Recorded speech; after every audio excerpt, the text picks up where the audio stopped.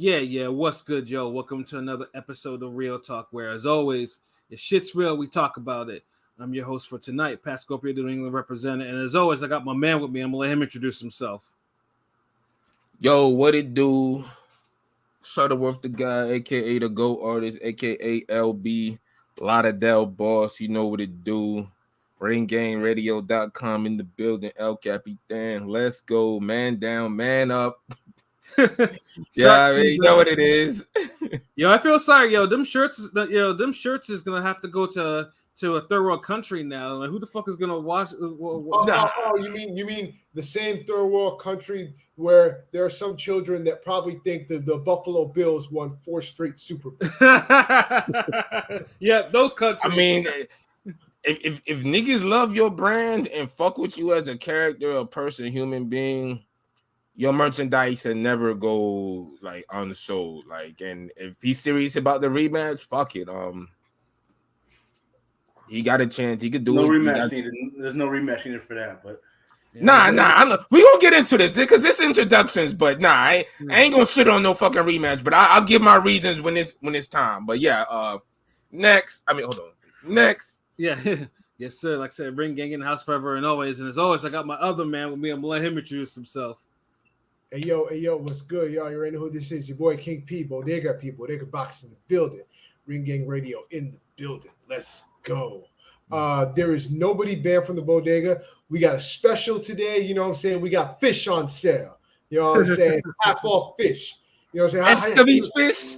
How you like your fish? You like some trout? You like the flounder? How you like it fried? You like it grilled? I don't know. Trout is kind of tough, and it's bigger than the fish that be at 147. It's big fish. You know what I'm saying? It's the big fish. I've seen trout swim in the same streams as them twin niggas. I'm just saying, you know what I'm saying? We got fish and grits on sale at the bodega. How you like your grits, man? You like them with butter? You like them with sugar? You like them with salt? Butter should get you banned from the bodega. But sugar should make you banned from the bodega. You know what? Fucking ban them niggas who want sugar in their grits, nigga. Fuck that. Yeah, exactly. Fuck you mean, sweet garlic butter over here, nigga. Yeah, exactly. That's all I got to say. Yeah, that's what it is, man. But I also got my other man with me. I'm going to let him introduce himself. Hey, what's fly? It's your boy, Conscious Pilot, the West Coast Avenger, #1 contender, preparing for liftoff. I don't know where we're flying to, but we do have fish. Whether you like it fried or battered, let us know. Just hit the button A or B, and we will take your order. That's all I got. Let's fly. Yes, sir. Conscious Pilot. He elevating today. Woo, you heard that? That was some slick shit. Yo, this nigga pilot ready. Yeah, and then last but certainly not least, I got my other man with me. I'm gonna let him introduce himself. Yo, what's good? You already know who the fuck it is. It's your boy Rome, top 5 in the building. Chicago, what's good? We here, nigga. Ring Gang. Yes, sir. You know, Rome top 5, aka Chicago win, because he leaves these niggas in the breeze as always, bro. But yeah, man, we had a hell of a weekend. Salute Dante Jones. You here early? Oh, he was here mad early, like it's 5:44 p.m. nigga. Like, God damn, nigga! Like, did y'all even have to tweet up? Like, it was like as soon as I set that shit up, he was already in the comments, nigga. Like, I was just like, oh shit. Salute, that's that dedication, shit. He's been fucking with it. I see his comments all over our videos and shit. Like, he fucks with our stuff a lot. Man. Salute Dante Jones. Man. Salute, brother. Salute. But like I said, we had a hell of a weekend of boxing, man. Like, and overall, between the Fulton and Monster fight, and now this, man, it's been. I'm sorry, yo. My apologies, yo. Like, are we gonna even mention the Super Bad fight? Because that was actually a good fuck. It was a good card from top to bottom. That was a good card, like. Maybe towards the end. How about towards after the Spence card? Can we mention it or like? Yeah.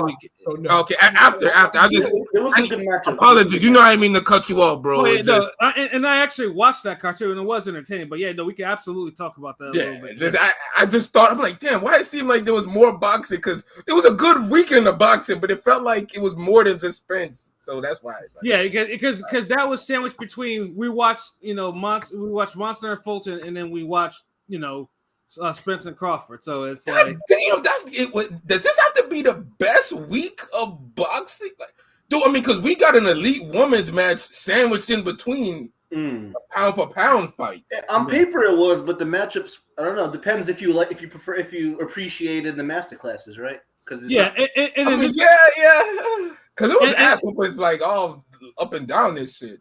And it definitely brings us back to what LB had been saying about regarding like it's great to have elite matchups, but you want the elite matchups to have like fight of the years, which both fights we had within 5 days. While they were elite matchups, there was a brutal level of separation. Ass whoopings of the year. I'm fine with that. Listen, I don't need the fights that I wanted, the elite fights that I wanted to be fight of the year. If we're getting separation from it, I'm good with that. Because don't get me wrong, hey, because I don't want you to trigger the boxing gods and be like, all right, nigga, we gonna have this bullshit fight after bullshit. No. Hear me out. I'm just saying, like, we got a couple performances of the year. Yeah. Like, I'd rather have the elite matchups turn to one-sided beatdowns than not have the elite matchups at all. Mm-hmm. Yeah, that's really the only difference between 2019 was all the elite matchups were like fight of the years, even big ass fight, just even competitive. With 2023, it's like these even ass matchups, but we're getting like there's levels. Like niggas is getting whooped in one-sided shit. God damn, shit.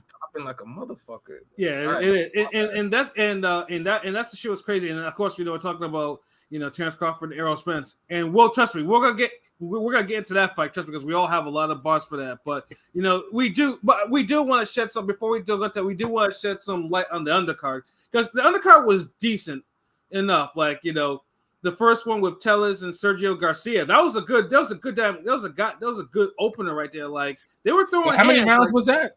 3 or 4, right? But it only went 3. 3, yeah, 3.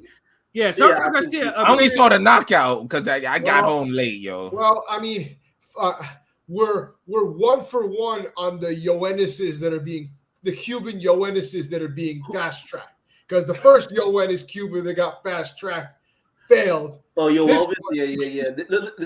They're gonna replace this guy with Yo Elvis, though. You know what I mean? Yo Ennis though. Like I will say though, I thought Sergio Garcia, because he was testing that young boy, like he was mad aggressive for no reason. Like he was like 2 hands, and I was like, God damn, like he was really, because I think he had I don't know, maybe because the loss to Harrison was smarting or whatever, but he was motivated. He was putting hands on dude for a minute. He was like, he played the Sandro Martin role, but he was being aggressive. It felt like. Yeah, and because his defense was lacking, and the young Cuban kind of lined him up. He froze him, and then the right hand kind of sent him like crashing to the canvas. Like, yeah, when I seen that KO, I was like, God damn, I missed this. Like, shit. Yeah. It was a good little scrap though. And then so Garcia got up though, but he didn't clear his head. Dude just stayed in the line of fire and let the Cuban tee off on him. Like Tellez was like, he was probably too hurt, and then Garcia and the ref gave him all types times like, yo, you gotta fight back. And then if when the referee stops and Garcia is like, what the fuck? Like, what do you do? Like you can't do that. Fails. Like, hold, run, tackle something. Like you gotta clear your fucking head. Like you can't be like out here like trying to just absorb heat and thinking you're gonna like the referee's not going to stop do the tackle or something. Confession. I still need to see that fight, simply because when I started watching, he had just got the knockout. So I went to the spot that was hosting the fight free of charge. You had to be there, but they didn't have it's 8:00 and they don't have the fight on. They don't have the pay-per-view on. I had to hound them to put on the fight. He's like, oh, the fight is later. I'm like, no, the card starts now. Right now. Nigga, what the fuck? Yeah, like and shouts out real quick. The pacing was amazing on that fucking card. I mean, like it was. It was great. Yeah, it was great. Yeah, that shit flowed. Like it's like it was like there was not a lot of dead air or very little of it. I was annoyed at it because I'm like, oh, so you're one of those places that you're not used to putting on pay-per-views for people. So you just want to put on the main event. No. Niggas want to see the whole card up here, bro. Like I had hounded them and they finally got it. And then just as they put it on, bam, knockout. Like, oh, Yeah. perfect timing.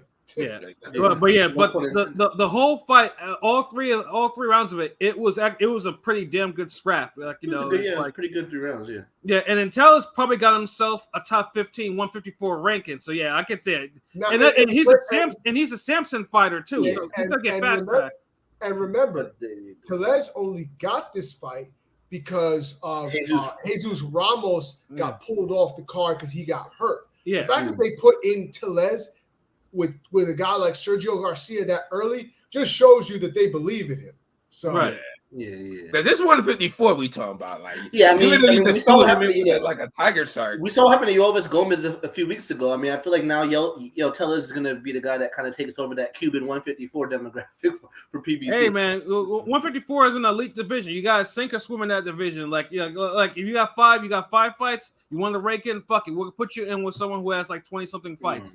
The 20, and then but don't run to that Marquise Taylor because I mean you could watch that fight and say Tellez needs some work on the defense. Like he could get work. Well, hold on. Well, that fight, the Taylor Gomez fight was at 160. That wasn't 154. That was a 160. Yeah, they're at 158. They weighed at 158. I'm just saying this. Let me look at the comments again. Shout outs to Chris Brand, the Pitbull Blazing fight, Killer, Rob, what it do? Your Armenian cousin might have done better against Bud. Probably. You know about Avenetian. Avenetian gave a tougher fight. Yeah. But I ain't gonna lie. This was the best fucking version of Crawford I've ever seen. People are like you're hating on him saying this, but no, goddamn it, like he's never had a performance like this ever. He's never had a performance like this. Get the fuck out of here! Like y'all niggas don't get me started up. He's probably capable. I mean, I'm not saying he's not capable. Honestly, what happened was Crawford didn't have his performance before because he normally takes longer to figure out the nigga. He figured out Spence in 1 round. No, he figured Spence out 4 years ago. I felt like like he was studying that nigga for at least. Listen, he let Spence do whatever he wanted in the first round. Second round came, he was like boop bop, drop. Are we on it? Fuck it, we should just get on that shit. Nah, nigga, we almost there. We almost there.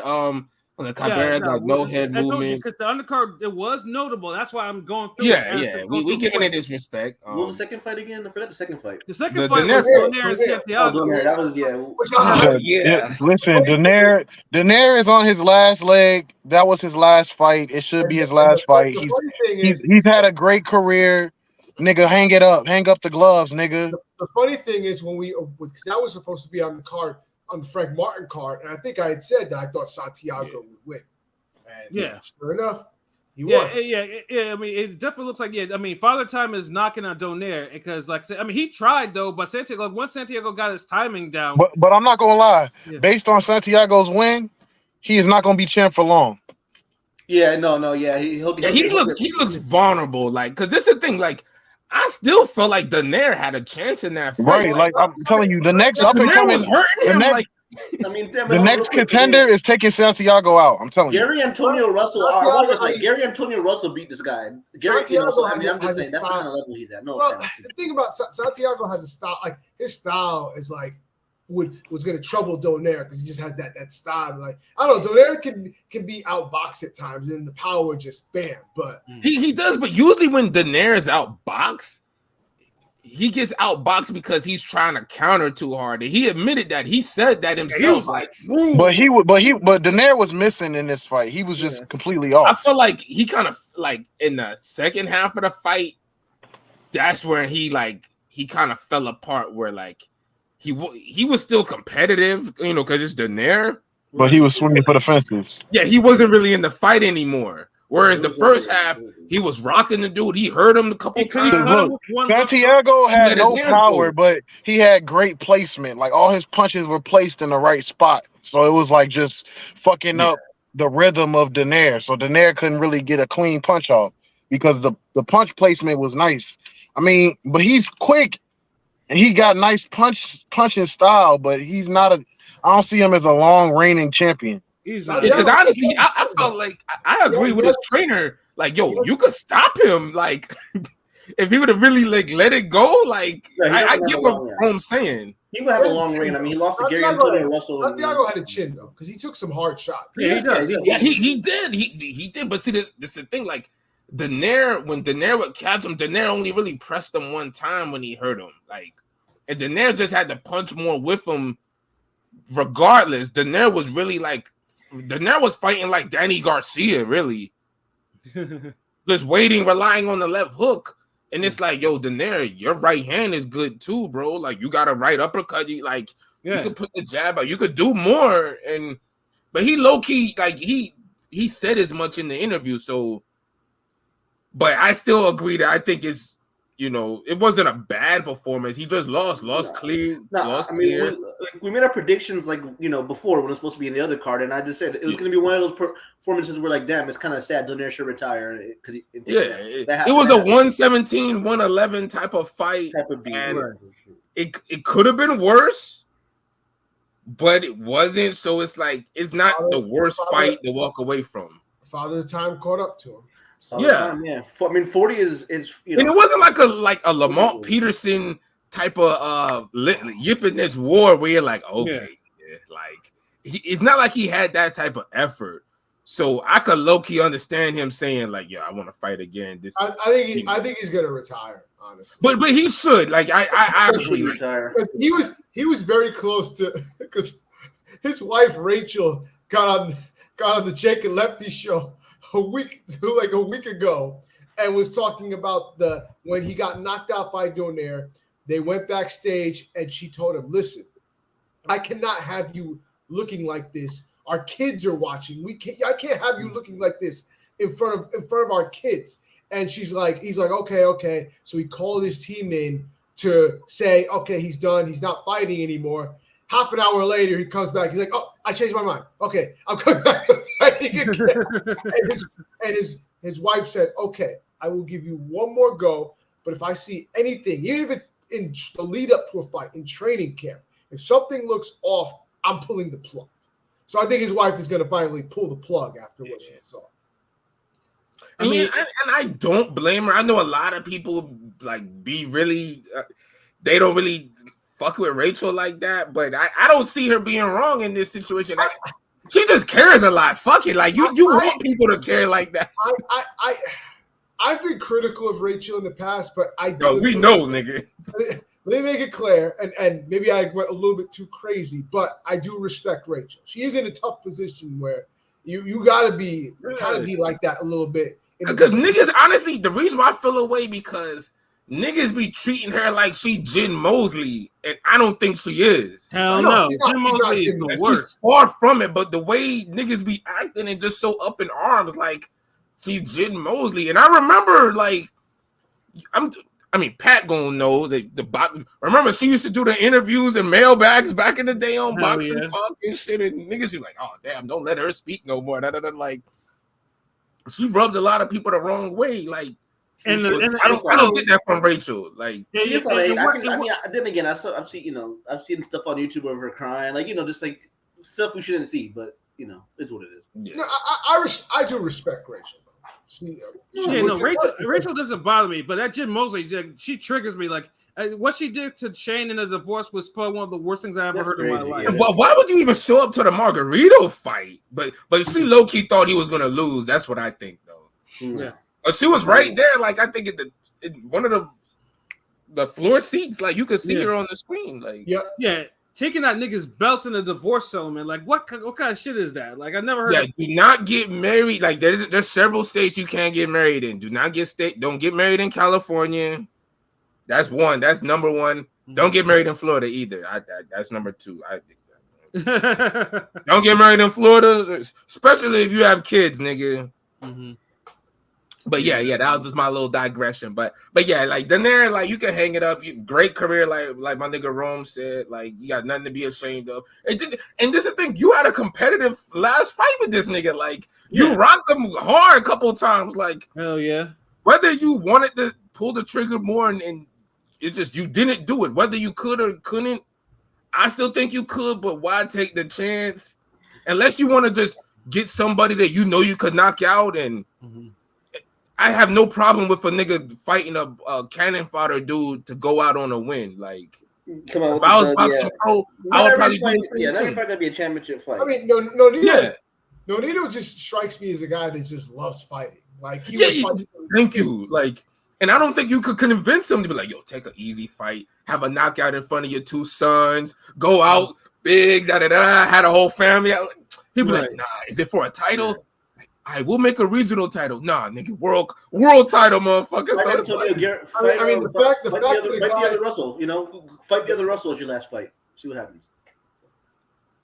Because Santiago beat that Russell. Russell beat that Santiago. I don't think that's a really good idea. No.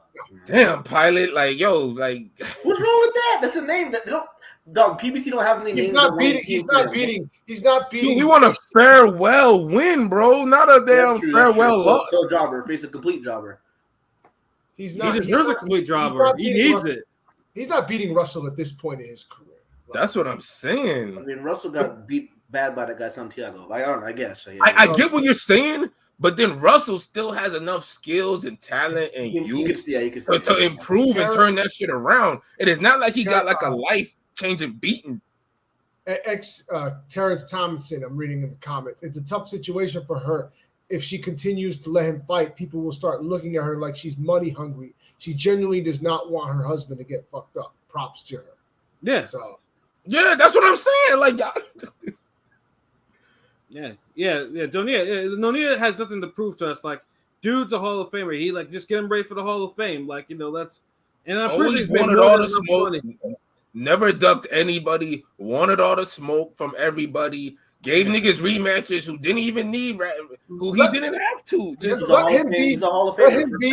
I would say let him be around boxing and have him be one of the cameramen. Take it because I've seen him do that before. He'd be on ringside. I've seen him at WBC convention. I've seen him at WBC conventions. Taking pictures. Like taking pictures like he's Peter Parker. Have him do that. The man needs to be in boxing in some shape or form. Some capacity. That's his life. Yeah, that's his life. It's not in the ring. WBC convention, so I'm sure he'll get like some sort of job under Mr. Suleiman or some shit. You know, they're set. They're good. They're good. But yeah, he should. That fight was better than the co-main. Yeah, no. Oh yeah, the co-main was like, and we was hyped up for this shit, but that co-main. Don't ever match these niggas up again. Because here's how it is. Because Cabrera, keep in mind, we've seen Cabrera be offensive against Gabriel Flores. He put his foot in Gabriel Flores' ass, but he came to spoil, which is like, I was like, what the fuck? He came to spoil. This was a short nigga, dude. Like, now I know people are gonna be like, well, he's 5'8", he's still short. I'm like, look, nigga, if you're 5'8" and you're fighting somebody who's 5'4", you're tall, nigga. Fuck that. For the sake of boxing arguments, you're the tall nigga. I don't care if you're 5'8". If you're fighting a nigga 4 inches shorter than you, you're the tall nigga. And you made tall niggas look bad because ain't no way a fucking tall nigga with your athleticism and skill and talent should be fighting this scary. Nigga, he's not a tall nigga if he's 5'8". He's just a taller nigga. Did you not hear me preface the fucking time? Nigga, he's just a taller nigga. He's not a tall nigga. He's just a taller dude, nigga. I said for the sake of that fight, because I know 5'8" ain't a tall nigga. For the sake of that fight, he was a tall nigga. And he did not fight like it. Well, you know why? You know why, real quick? You know who's his trainer? Freddie Roach. The curse of Freddie Roach continues. Yeah. All he had to do was fight like Amir Khan. Like, just pump a jab out and be aggressive. Like, this dude came out with his hands to his waist at a 45-degree angle. I was like, wait, what is he doing? Right. I didn't get that. Like dude, like said, basically, Cruz is not it. Yeah, Cruz couldn't cut off the ring on him. Like, and then every time that Cruz got in there, Cabrera tied him up. And those left hooks weren't, you know, I mean, maybe Cabrera the Mexican. Cruz let his hands go, but only on the inside. Those left hooks weren't. Those left hooks. There's a couple left hooks that kind of landed up tough, but nothing. But nothing dented him. Like Cabrera had to show the good chin. That's the only positive thing you could say. He wasn't affected by Cruz's shots. He could have won that fight if he wanted it. He almost felt more like a draw than anything. Like neither one of them niggas like looked good. Nobody didn't deserve that win. Yeah, some people like that fight. Some people thought it was, you know, kind of funny. Yeah, because like, again, it was interesting because the style clash, and I want to see where it's going. But at one point, it's just like, all right, yo. Get Spence and Crawford out here. And I gotta mention something too, because it happened in the Santiago fight and in this fight too. Because the short that I had over, right? She speaks Spanish, so you know how there's always a thing on Twitter that nigga, how is it obvious that she speaks Spanish? What the fuck? Nigga, shut up. So yeah, the translators.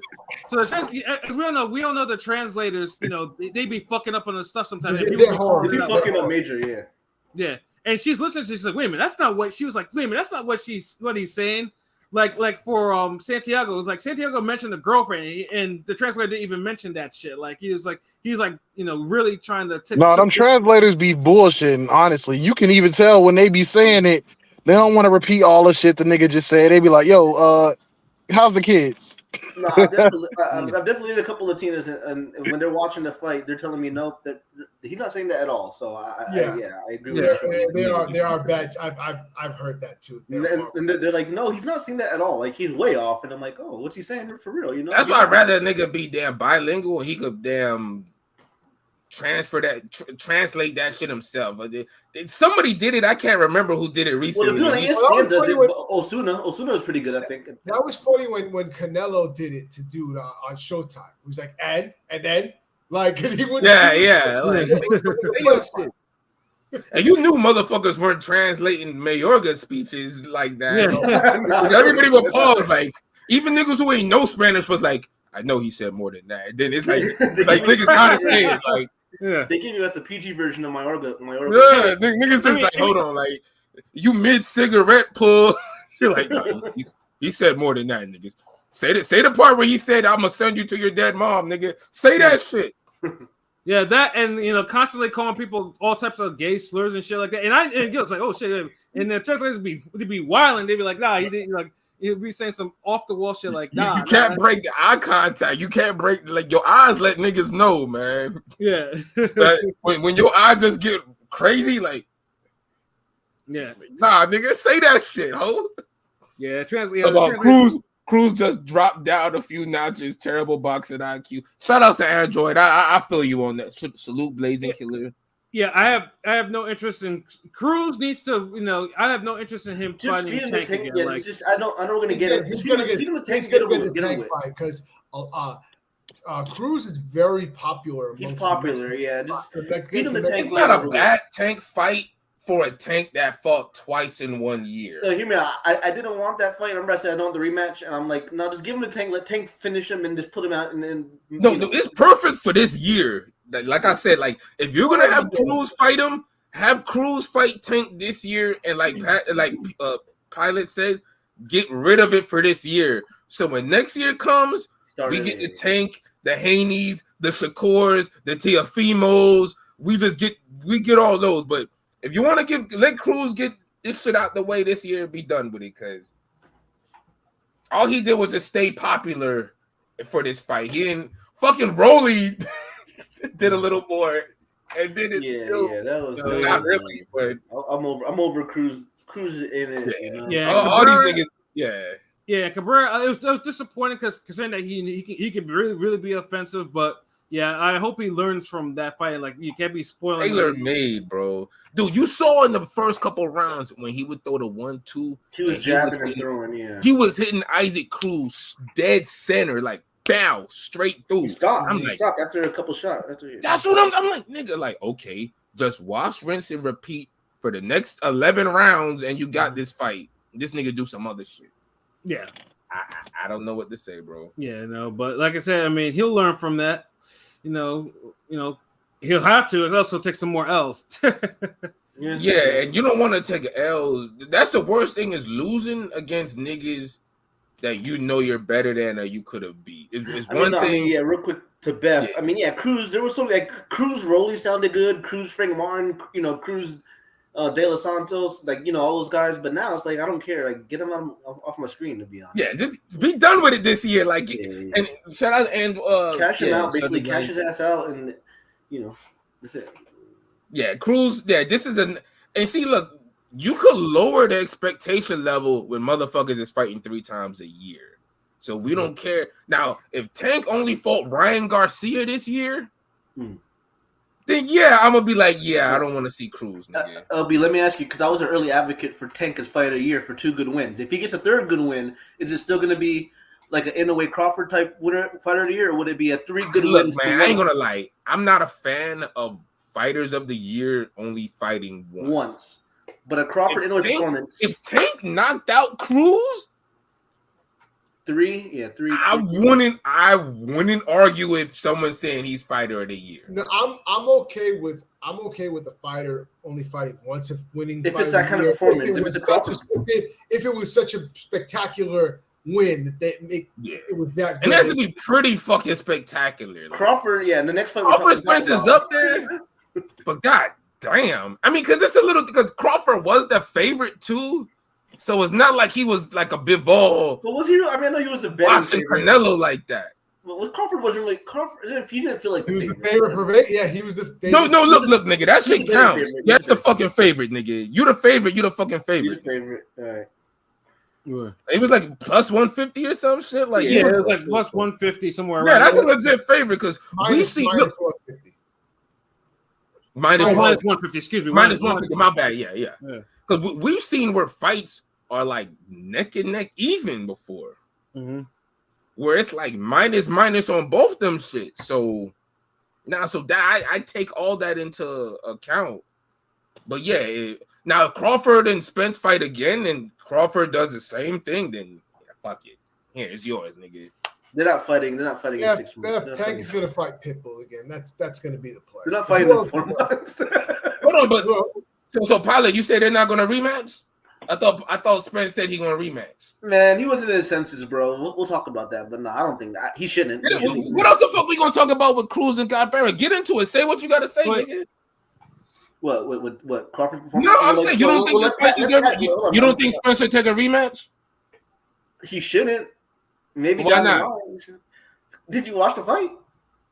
Of course, nigga. My whole thing is because look, do you see the kind of beating he took? Why would you want? Dude. I guess I'm old school, nigga. Niggas take beatings every day, B. I'm on one of the look. After a car accident and torn retina, I don't know about that. I don't know about all that. So you admit that it had something to do with his loss? No. I mean, no, but that's a sick. On top of that, no. I mean, hold on, wait. Which one is it? It can be both. Oh, okay, then, because if it's both, then the rematch is cool. Saying, if a guy just took a beat like that without having prior stuff, okay. But if you got that the car accident almost killed you, torn retina, from sparring, and then you just got this ass whooping, an all time ass whooping. Maybe you should not fight that guy again. I feel where you coming from. Like I get it. I slightly agree with you, but we're talking about December. It's July. Like this ain't. Look, remember? Okay, the only reason I'm saying this because I know I'm one of the only nigga who was picking Lee Wood to beat Laura in his rematch, and niggas was like, "Oh goddamn, you shouldn't be rematching this nigga so soon." That was barely 3 months. I know Wood and Spence ain't the same fighter. One didn't go in a goddamn crazy car accident. And I know Laura and Bud aren't the same level. Yo, the car accident don't matter, nigga. The car accident don't matter. I was in a tragic car accident when I was 7 years old, nigga. If I lost a boxing match, it's just I lost a boxing match. See, and this is why, Rome, you were the car match. And dude, hold on. You can't compare when you're 7 years old, like what 2008 or some shit compared to fucking 2019, nigga. And you was a kid, you were able to grow and be an adult. Like you played sports, this, that. You kind of. That's true. But fuck it though. It's time for me to get my bars up since Rome wants to. He didn't learn. That's all I'm saying for the whole rematch. Like it's enough time if Spence rededicates himself. He gets the proper health management, this, that, medical. Do you see a path of victory for him? That's all I gotta ask you. Do you see him? I'm not saying. Look. Niggas said the same thing about Anthony Joshua and Ruiz. Niggas was like, "Oh damn, Joshua, nah, he don't need he don't want no more. Fucking plumber gonna beat his ass. The fucking Mexican gonna beat his ass. He don't need no. Like, and what he did, he gave dude a fucking a boxing lesson, and Ruiz ain't been shit since, really. So I'm just saying, like, if Spence wants to have a rematch, I mean, real quick in the chat, Terence Thompson says, "LB, you sound like Spence. Spence is gonna get his lick back. That's just not happening. Car accident aside, nothing will change. There's nothing James can teach him that will change the outcome." And I agree with you. What I'm arguing is saying if Spence wants a rematch, I have nothing against it. I'm not picking Spence to beat him in the rematch. I'm not picking Spence to go anywhere. That. I'm just saying if he wants to rematch, he can rematch. I'm saying that by giving you examples of niggas who won rematches in rematches that motherfuckers thought they would lose. That's all I'm saying. Like, and Spence said himself that he wants to get back, wants his lick back. That's all I'm saying. And I definitely have some bars about that. But before I go into that particular part, like, because I know we did the preview for this fight like a little earlier than we usually do, because obviously we wanted to cook a little bit because it was an epic week of boxing. We wanted to do that. So, I mean, obviously we made our picks. I mean, Pilot was the one that kind of agreed with me, so that was cool, whatever. Although he was kind of wishy-washy at the end, but he still stuck with that. P picked Spence, but he, P understood what I was. To be fair, I said from the beginning it was a 50-50 fight, and it could have gone either way. Yeah, of course, nigga. Yeah, and I was wrong. Yeah, see, that's why we don't feel bad about getting this shit wrong. Like me and King P knew how difficult a matchup this was. Yeah, no, but then Pete also understood, like, say, why I actually made my particular choice, and so did you, LB. But you be hating on Crawford, so you kind of went. I don't hate on Crawford, dude. And shout out to Joshua O if you hear this later, because y'all don't see. I mean, bro, you do like to get on your 10%. I criticize, dude. Look, Crawford is a great fighter, but his resume has been fucking trash.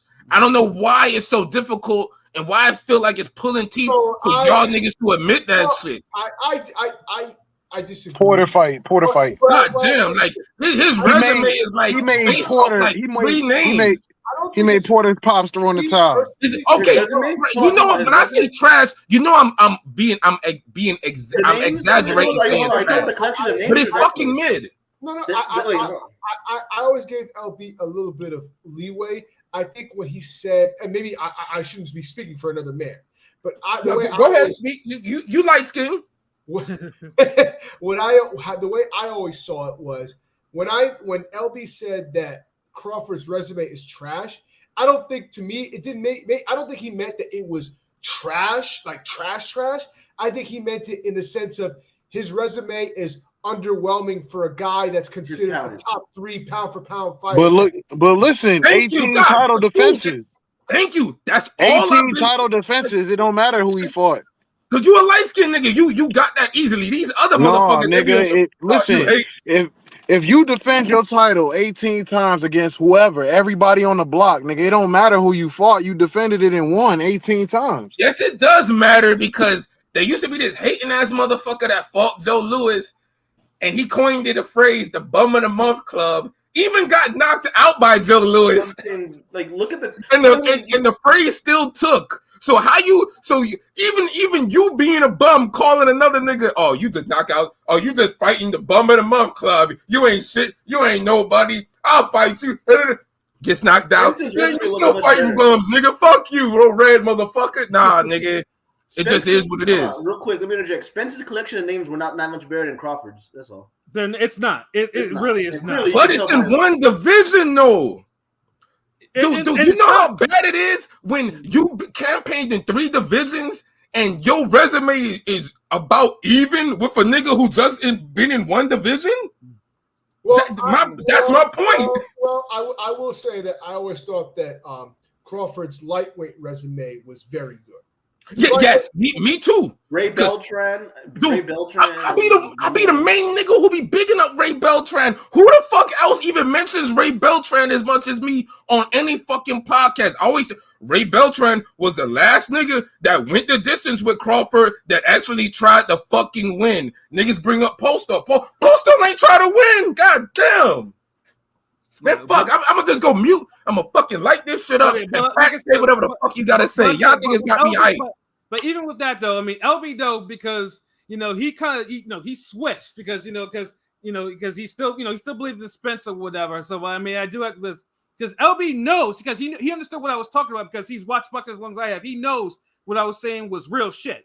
Well, about why I said the shit I said about the fight. But you just. But okay, I told you why I switched, and but niggas don't want to acknowledge this. Two things could be right.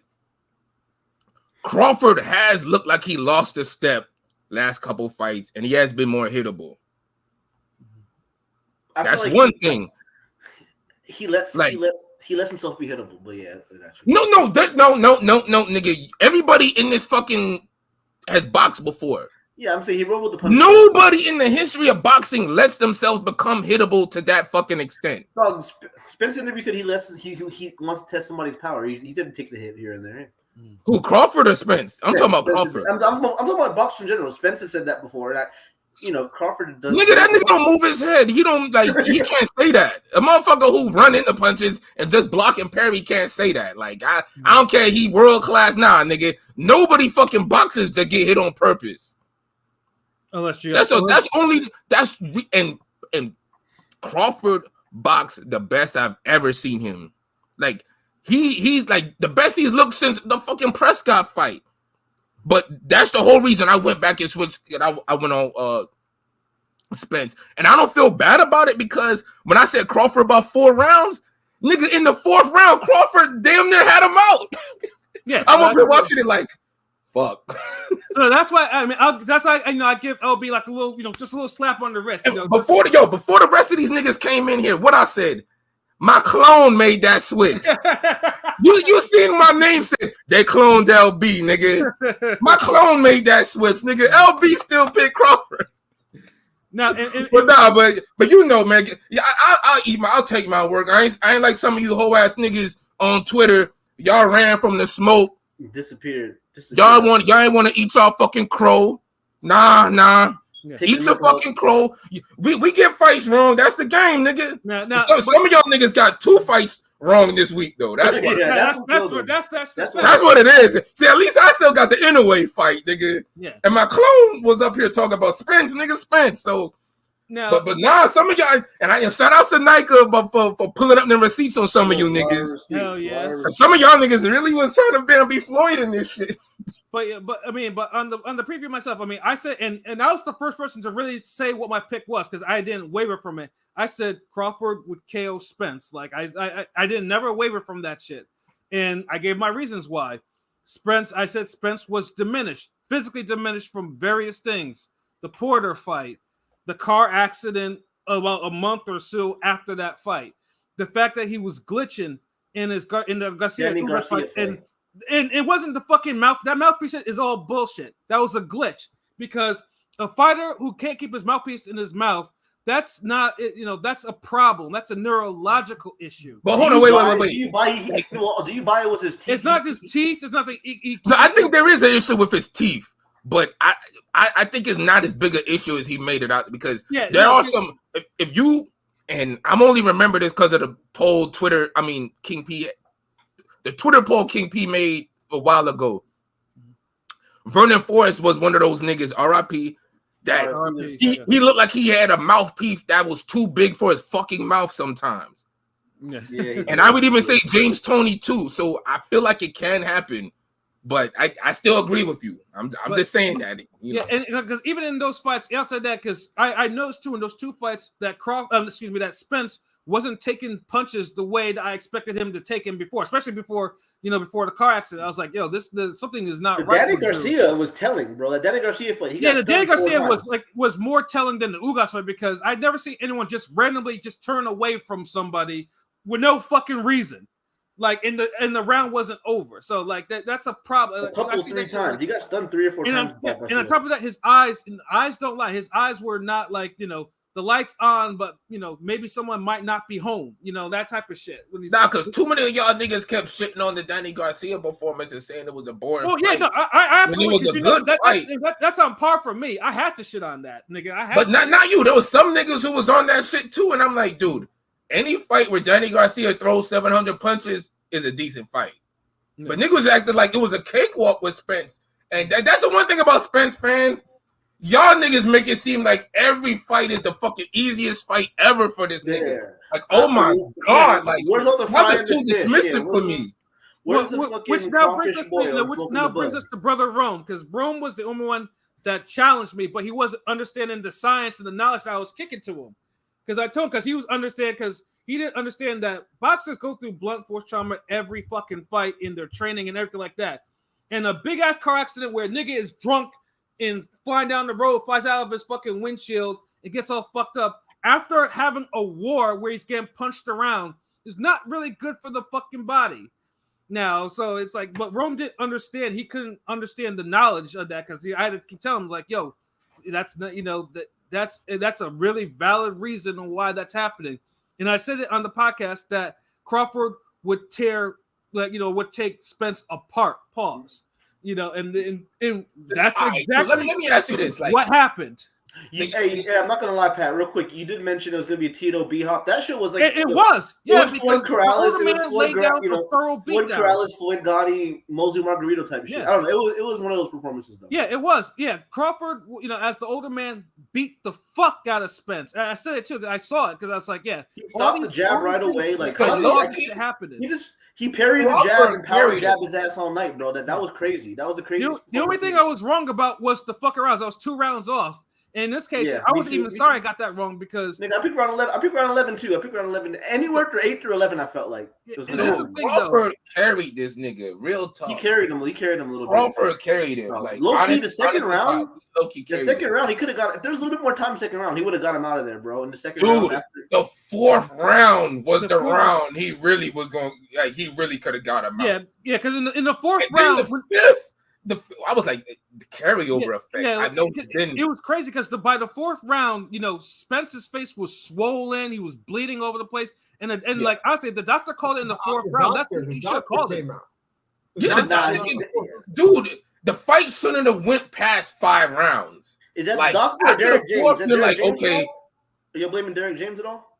Yeah, of course. Yeah, you got to, dude. Look, the trainer, bro. Like, if you train somebody in boxing and teach them boxing, and you're training them for years, if they lose or they get hemmed up, whatever, you're gonna feel that, bro. You're gonna feel that, right? And I know he gotta feel that. So you're the teacher, of course. Of course, a part of it's your fault. You can't do everything, but come on. And like Rome said, it only took Crawford 1 round to put his plan into action. 1. And Spence barely probably won that round, so it could be a toss-up. Seriously, I thought Spence won that round. I thought he won to me, the first round was the only clear Spence round to me. Yeah, that was even now. The 3rd round, you could argue for Spence, but then at the end, he just gotten hit with too many hard shots at the end of the fight.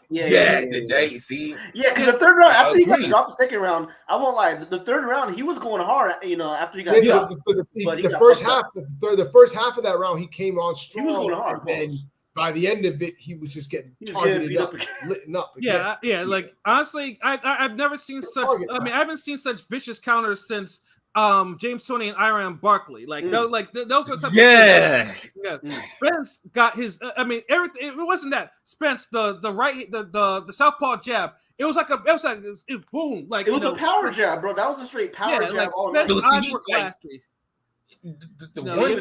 was parrying Crawford. He was parrying the jab and throwing a 1-2. That like what the fuck? That's some crazy shit. Yeah, and the knockdown happened because Spence was overarching his lead foot, like he was hit him low.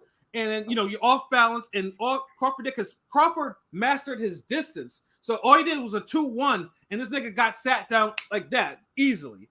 Like Spence. It was a flash knockdown. The nigga didn't really catch him.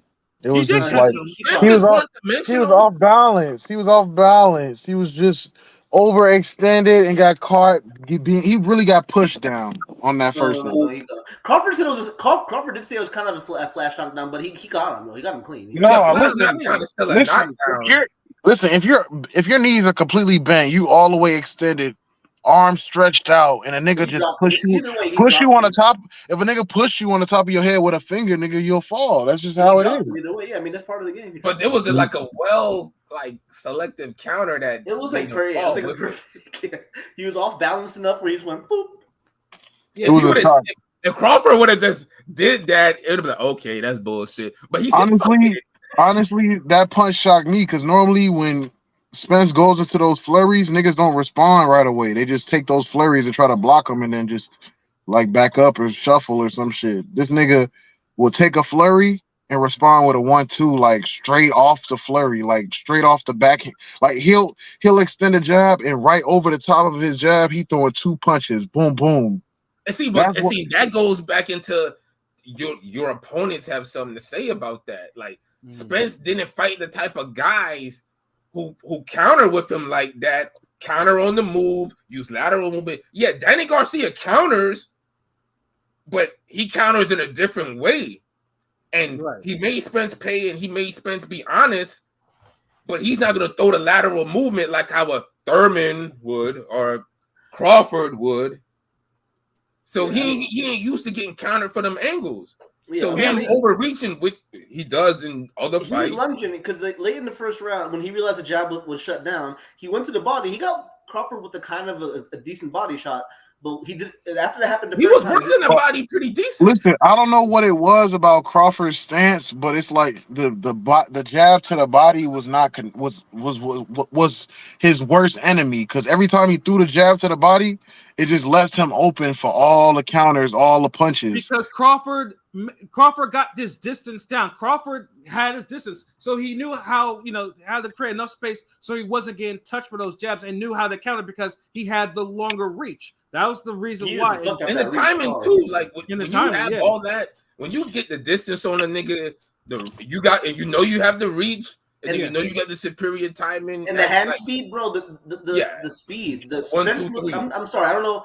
Spence was always kind of a more thudding, but he looked so slow compared to Crawford. A hand speed. The timing makes him look slow, bro. Like, dude, this is the thing with Spence.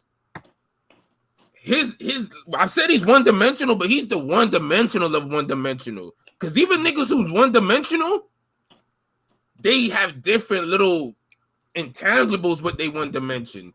Even Tito threw right hands and hooks and uppercuts differently.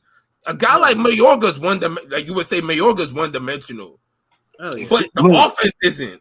But one thing about Spence's style, he does a lot of touching, and Crawford is not gonna let the nigga just like pat him on his chest and then tee off on him. So if you get close and you start doing that little pitter patter shit, after you tap him twice, this nigga's just gonna rock your shit. Like he know you coming with your little combo, nigga. You can't do that with a nigga like Crawford. Spence is too methodical. Like he pushed him on his neck. My fault. I'm just saying he kind of like he was bullying Spence. Of course. Because dude, Spence is too methodical. Look, if fucking Rome is noticing that how Spence has to tap and he has to have his little routine way of double jab, then left, and all of that. That's what I'm saying about him being one dimensional. Like the offense is always coming a certain way. You know a body shot is going to come. You know a straight left is going to come after a double jab. You know a double jab will just come there sometimes by itself. You know a hard jab. You know if he steps to you with a half jab, he's going to touch you. Then he's going to open up. Like, dude, like Spence has a lot of methodical habits to his game. So if you time him, and pretty much in doing that, Crawford tore him up on the inside, tore him up mid-range, tore him up on the outside. Counters, hard counters. Over and there were like mean right hooks. Like he was fucking him up. The one where the second knockdown where he went against the ropes and threw that uppercut. He threw a hooker cut. I didn't see the uppercut. The uppercut was so fast. I didn't see it until the replay. I saw the little back head punch, but I didn't see the uppercut till after. Man, that was crazy. Honestly, that fight was probably over. It was a nice one. Yeah, and then of course later on, Crawford hits him with 2 right hooks, and towards the end of the bell, the crowd is like damn near silent. I'm like, what the couple of those 2 hooks. Yeah, the crowd was just like, what are they seeing? Because and in between that too, this nigga Crawford, he got on some demon time, and he went to fucking Mel and told that nigga he was next. Like he was drawing at that nigga. Like he told that nigga he was next. Shouts out payperview.com because you can replay it. Showtime. Listen, honestly, I watched second round again, and I was kind of I was focused on the fight so much, but I watched it again, looking at Red, Charlo in the crowd. He looked so vexed. Yeah, he was so pissed because he picked this. I'm not gonna lie, this was like the most shocking fight I've seen in a while. Because when that nigga went down in the second round, I was literally screaming because I'm like, there's no way that niggas was waiting all their whole life for this fight, and this shit's about to go down like this. Yeah. And it did. And the nigga literally got beat up for the next 7 rounds. Like, It got worse. And like Yeah, like like- LB said, I feel like Spence was. I mean, Bud was kind of carrying him a little bit. You know, He did, get some dude. mercy Look, on him. if Crawford would have stepped to Spence with 40 seconds of uninterrupted offense, It would have been over. it would have been over. It would honestly, and I'm saying 40 seconds because I'm giving you extra time. We all know we used to see Leia Ali, Oscar De La Hoya, and all these niggas do the Flurry Kings. Yeah, like We know it could be in 20 seconds, but I'm saying 40 seconds because I know Bud is going to rip some hard ones with the he's like, hold on, I'm going to take 17 months off your career. Bow. 11 months off your career. Yeah. Bow. Okay, a whole 3 years, nigga, uppercut. Oh, you kicked that. Nigga, so it's like, I do feel like he carried him. He was enjoying the moment. He was being selective. And so I get it. Now, as far as the whole... just to go back at what Terence Thompson said of what Derek James could do. No, Jerry, and we all fucking salute the Kali Ring Gang. Really, really, what's up? When y'all niggas drop this motherfucker in the damn OG thread. Yeah. But I know in one of my posts I was saying he might need another set of eyes besides Derek James, and really only for the defensive aspect. Maybe even offensive too, because Spence offense needs to get more versatile. But I feel like the defense is the most important thing out of anything. Like, I feel like he could make his offense work better if his defense improved. He don't move his head. And thank you, King P, because that's really the biggest thing. A lot of those straight shots he throws, if he would have been off the line for some of those counters, He off the line, yeah. No. And the funny thing is, he even admits it. Because I remember, when Frank Martin fought Michelle Rivera, like in the lead up, like they had a little thing with like showing a video with Spence working. He's like talking, bigging up Frank Martin, and he's like, Frank Martin, you know what I'm saying? He move his head. I don't move my head, but that's just me. I ain't telling you not to move your head, but I don't move my head.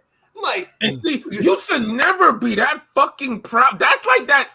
That's like when a bitch be like, I don't need no man. Like that. Like when a boxer says, yeah, I don't, move your head. I don't move my head, but that's just me. But no, that's literally like that's Kiki Palmer saying she got a ass and she just need a bag. She don't need a nigga. Like, that's all I hear when a nigga say some shit like that. Cause, dude, it's not because you could take the punch. It's just moving your head gives you more opportunities to land your punch. Like, oh my God. Like, and that's why I question some of these trainers, some of these coaches. And I know I sound like an asshole, know-it-all. Because niggas can be like, well, damn, motherfucker, who you training? Who you got? LB though. But James has gone on record saying he don't watch no video. Imagine a trainer saying he don't watch no video, nigga. That's another thing. Like, that's your fucking job. Like, nigga, they had to watch video for this. They had to. I mean, it didn't look like it. And I don't believe that he watched video for this. Didn't Bozy say that? Bozy would say the same thing. Bozy said that. Yeah, Bozy's been saying that too. Look, some of these niggas. Look. When Buddy McGirt said he don't watch video, I kind of was like, I could believe it. But for these two niggas, they just capping. They watch videos, but still. I mean, because Buddy McGirt is a Hall of Fame boxer before he's a trainer. It still look bad. It still, trust me, it still look bad. Yeah, but the way the fights played out that he was training, like, I could kind of see, like, yeah, this nigga. Yeah, I could kind of believe that. I mean, it's still not good, but Buddy McGirt, though, I mean, that's a Hall of Famer right there. So I can't fully excuse it, but I could understand, like, and me personally, we in this day and age, as a boxer, you shouldn't rely on your own trainer to be your only set of eyes. You're in that motherfucker too.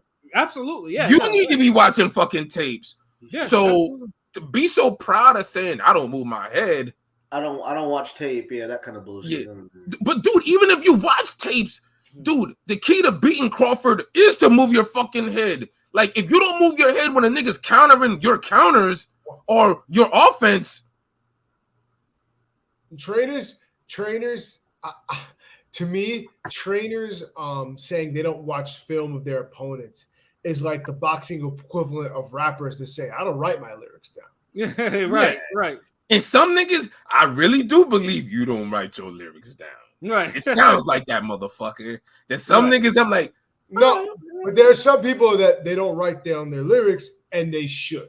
Like, that's what I'm saying. Like, yeah, I could tell you don't write your lyrics down, nigga. Like, you sounded like you should. Yeah.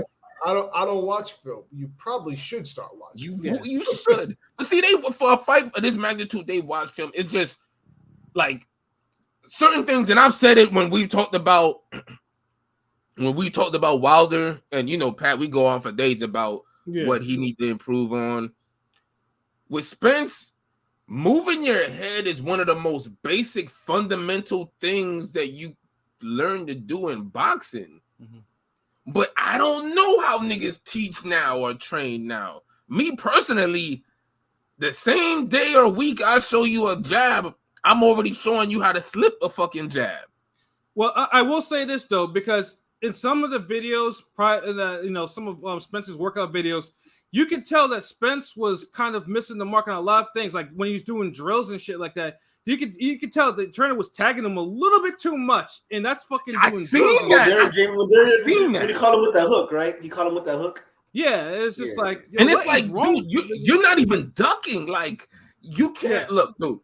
Certain punches are too strong for you to block, parry, or deflect. Certain punches you just have to make a nigga miss clean. You just have to slip, and when you do, it's offense. That's what made Mike Tyson so deadly. Because with the peekaboo, he's fucking slipping the jab, fucking rolling under. He done slipped the jab before that nigga could even bring the jab back. He's already rolling under, throwing a right hook under, getting your rib cage, your sternum, and then even if the nigga throw the right hand, he's already like this, slipping the right hand.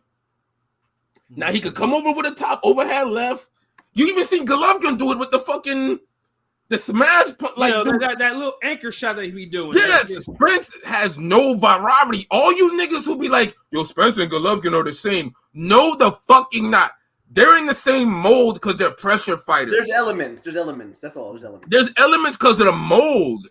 Both them niggas come forward behind a hard jab. But after that, that's it. There's levels to everything else after that. Right.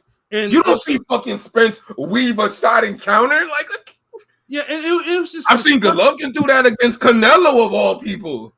Yeah, it was just disgusting because Spence got hit with 60% of Crawford's power shots in a fight. You're not supposed to get hit with 60% of your power shots. Nigga was catching Carl Froch, Miguel Kessler 2 numbers. Yeah, it was like I was telling my girl, I said, nigga that gets hit with 50% of any power punches should be on the stretcher. Like this shit is not normal.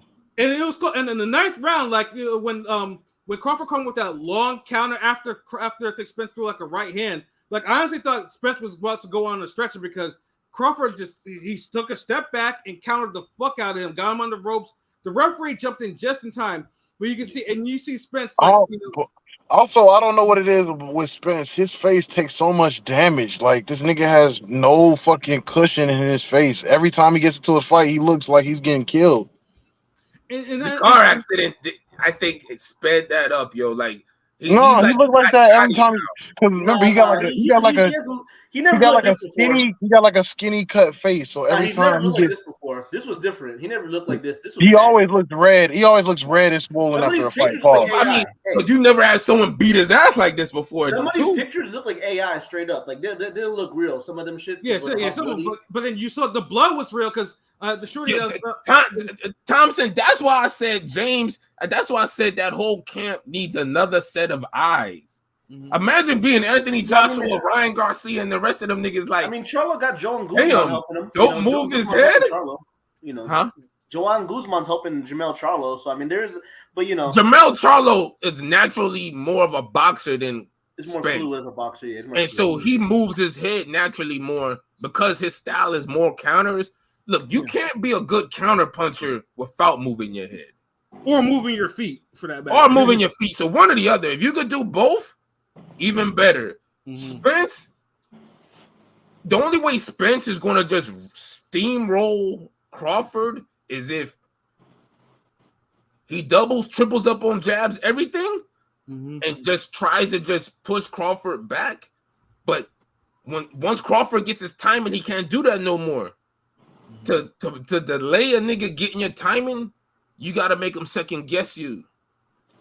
Yeah. Crawford, if Spence is coming in behind the jab, he has to slip, move, feint. Spence does none of that. So you could download that shit easily. If Spence has to do that to even give himself a chance of even thinking about the rematch. Right, because even Spence's defense, his defense is offense because he punches away. Yeah. Well, his defense was a C+ at best. Yes, Henny God. Yes, that's facts. He was literally taking shots and just like, fuck it, I'm gonna just try to win off of my shots. But his shots wasn't even phasing Crawford because Crawford was rolling. He was shoulder rolling. Crawford said Spence tagged him one time. It's like, that's it. Yeah, no, he's Spence landed jabs and maybe like 4 solid left hands, maybe 3, but I counted maybe 2 solid. Like he really landed on Crawford. But the thing is, Spence has never been that one punch guy that gets your attention. Right. He wears you down mentally and with the physicality of his hands and the pressure. Right, like he'll give you a quick 1-2 to the stern, to the solar plex, push you against the ropes, hit you with an uppercut, push you against the ropes, couple Still more jabs in front of you. Right, yeah, like you're like, God damn. Yeah, he has his hands up, so you don't see the openings as willingly. Right, but a good counter puncher like Terence Crawford, nigga, you push him against the ropes, he bouncing off and hitting you with that's what I'm saying. He did it on purpose. He went against the ropes on purpose. He lulled him to sleep. He lulled him because he knew he was gonna lunge in. I mean, that was just a crazy performance. It was like I said, like when you're an elite fighter, like 2 elite fighters, like it's very rare that an elite fighter tears up in another elite fighter like that in that fashion before. Your rival, your 4-year rival, you know what I'm saying? That don't happen. It don't happen like that. It doesn't fight the type of people to prepare him. That's why I've said the nigga ducked Thurman on some petty shit. And truly, if he would have beat Keith Thurman, it would have showed that he could really truly deal with Crawford. Yeah, he should. Yeah, he should have. I mean, if he would have fought Thurman, it would have kind of prepared him for the Bud fight because it would have definitely prepared him. Bud and Spence have Bud and Keith have like some stylistic similarity. That's why Bomac said that he thinks stylistically that Keith is the toughest fight for Spence for Bud.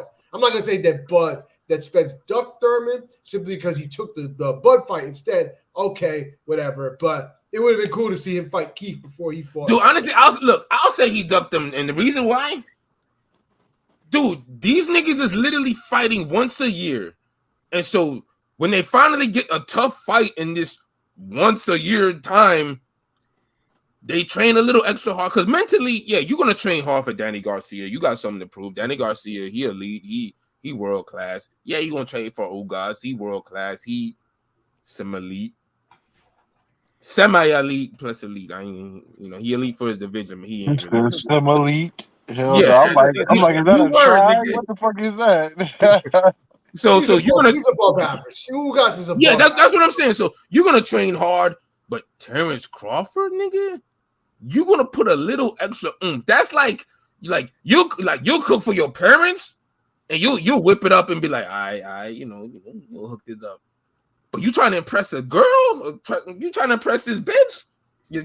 Now I ain't gonna say bitch because you should be cooking for no random hoes. But like your girl, like your lady, you gonna put your elbow, foot, kneecap, all that shit in that food. So I know with Spence only fighting once a year, and now having to fight a real nigga like dude, really, he got shocked. His body got that shock of that extra hard training and being at 147 so long and not having consistent training camps throughout the year. He needed to fight Thurman to fight somebody at 147, get in a training camp, be active, so he could be in fighting mode for fucking Crawford. Yeah, and then people were talking about Crawford fighting Ebenezer, and Crawford staying busy. I mean, remember Spence. And Crawford is barely staying busy, but Crawford's style is a little different. And it really took this fight for me to truly, truly get it. Like, he had to go up a different, not like when you're a counter puncher, it's really only your timing that's off when you're rusty.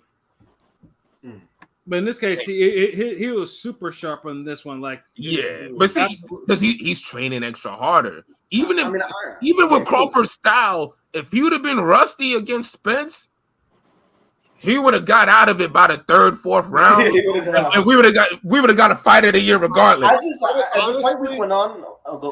Spence can't be rusty, but look, when you're a pressure fighter and your job is to outwork a nigga and beat him up, you cannot be rusty with that type of style. Because the minute your jab ain't hitting or a nigga get your timing too soon, you're getting beat the fuck up, especially if you don't move your head. Think about the Golovkin being sick against Uma and Derevyanchenko. Imagine if he didn't move his head. I ain't gonna lie. I had a feeling, though, when Jim Gray was interviewing, I missed the Spence one, but when Jim Gray was interviewing Crawford, and just how locked in and focused he was, I felt it a couple days before that. But when how Crawford was just wrapping his hands and just so in killer mode, I was like, oh, okay. Crawford's was serious. Eminem coming out was kind of corny at first, but it was kind of epic, Eminem. Hold on, wrapping your own hands and just being in the zone. What the fuck is corny about that? No. I'm saying Eminem coming out to Eminem was kind of corny. But like Eminem didn't even rap. Like that's the thing. The thought of Eminem coming out was kind of corny, but it was kind of an epic. Yeah, it was. It ain't no Chief. It ain't no Tank coming out to Chief Keef, dog. I mean, Spence came out to some old bullshit though. Like I was like, what the fuck? Like Spence shit was trapping. What the fuck you saying? Spence shit was in nah. The crowd wasn't feeling it. Like not like that shit was not. He wasn't a big enough artist for the crowd. Yeah. Because Spence needed to bring a different type of Texas nigga out. Outside the realist, the one where he went to outside the realist was hard. That was hard. Because Spence likes when he brings out rappers. He always likes to bring out local rappers from Dallas. He wants to give them some shine. Well, yeah. Remember the Kell Brook fight? That one nigga, because the Lil Ronnie for the Kell Brook fight. Like, I ain't gonna lie, I added that to my playlist right after that shit. But for this fight, he should have just brought out Yellow Beezy. Because at least Yellow Beezy has like a name to him and stuff. So a name, yeah. I mean, but you got so many Texas niggas. Like, you could have like brought out legend anybody. But he wants to bring out rappers specifically from the Dallas area. We always give props to the Houston rappers. The Dallas rappers, they not good. The vibe felt different. Like Spence, body language, everything. I'm not trying to look into that, but Crawford, as the week went on, I was like, okay, Crawford. I felt more confident, and definitely Crawford. But I didn't expect. Yeah, but like we said in the preview, Crawford's legacy was on the line because Crawford knew if he lost, that he would never hear the end of anything. It would be his career would be dismissed. But you see how Crawford niggas like, besides Pat, Crawford niggas ain't really been foot on niggas' necks like that. Like they've been out there. Don't get me wrong. There's niggas out there collecting receipts and they on niggas' necks, but niggas ain't really gloating like they could. Because the Spence fan, I always said if the Spence fans would have won, no, it would have been. Just like I know how if Wilder would have beat Tyson Fury, you would never, ever, and not mean ever hear the end of it. You know how many crawfish memes you would have got, guaranteed? Yeah, absolutely. Dude. You know how many we would have got? You know how many? You would have had more memes than Jake Paul, Nate Robinson, nigga. Facts. Yeah. They would have made a dance. Remember, they had a video. They had a song. They had a video with doing the Nate Robinson. That was the thing. Niggas was like just on the floor and shit. Yeah, they would have made something for Crawford. Like these, like y'all, like I mean, dude, like that's why I know that's how Ring Gang is just super unique. Because we the only niggas who would make animation and cartoons and niggas that be fucking fighting somebody and. Then you'll see the Crawford poster with Spence zoom in at the end. Like, we do the little creative shit. But if more niggas had our talent and abilities and shit, it was just all around real niggas like us, I could only imagine this shit they would just subject Crawford to. So yeah, like so here's my thing about obviously about what went down with this fight. Like number one, like obviously because Errol Spence was seen like I mean most people thought Spence was like the number one fighter in the world, which he never was. He was never. Only Spence thought that. Yeah. Nigga. But nobody thought Spence was no fucking number one fighter in the world. Right. Nigga. But he is pound for pound, and then usually the things about Crawford is people will talk about his resume. There are people on Crawford's resume that gave him a harder fight than Spence, and it doesn't. That optics is crazy now. I mean, Benavidez gave him a tougher Mean fight. Machine, Postal gave him harder. Ricky Burns gave him a harder. Jose Benavidez 112. Jose Benavidez 112. You know. Went 2-12. Mean Machine. I'll never forget the career mode glitch because I texted both of you motherfuckers. At 147. It might have been his easiest fight besides Amir Khan. Like let's wait. No, like let's say because Crawford didn't. I mean, Crawford gave him the worst sustained beating of his like I've ever seen him dish out. Because usually Crawford didn't give. The only other person who could say they got whooped that bad was Fulton. Yeah, really. I'm just saying. Like, Crawford beat.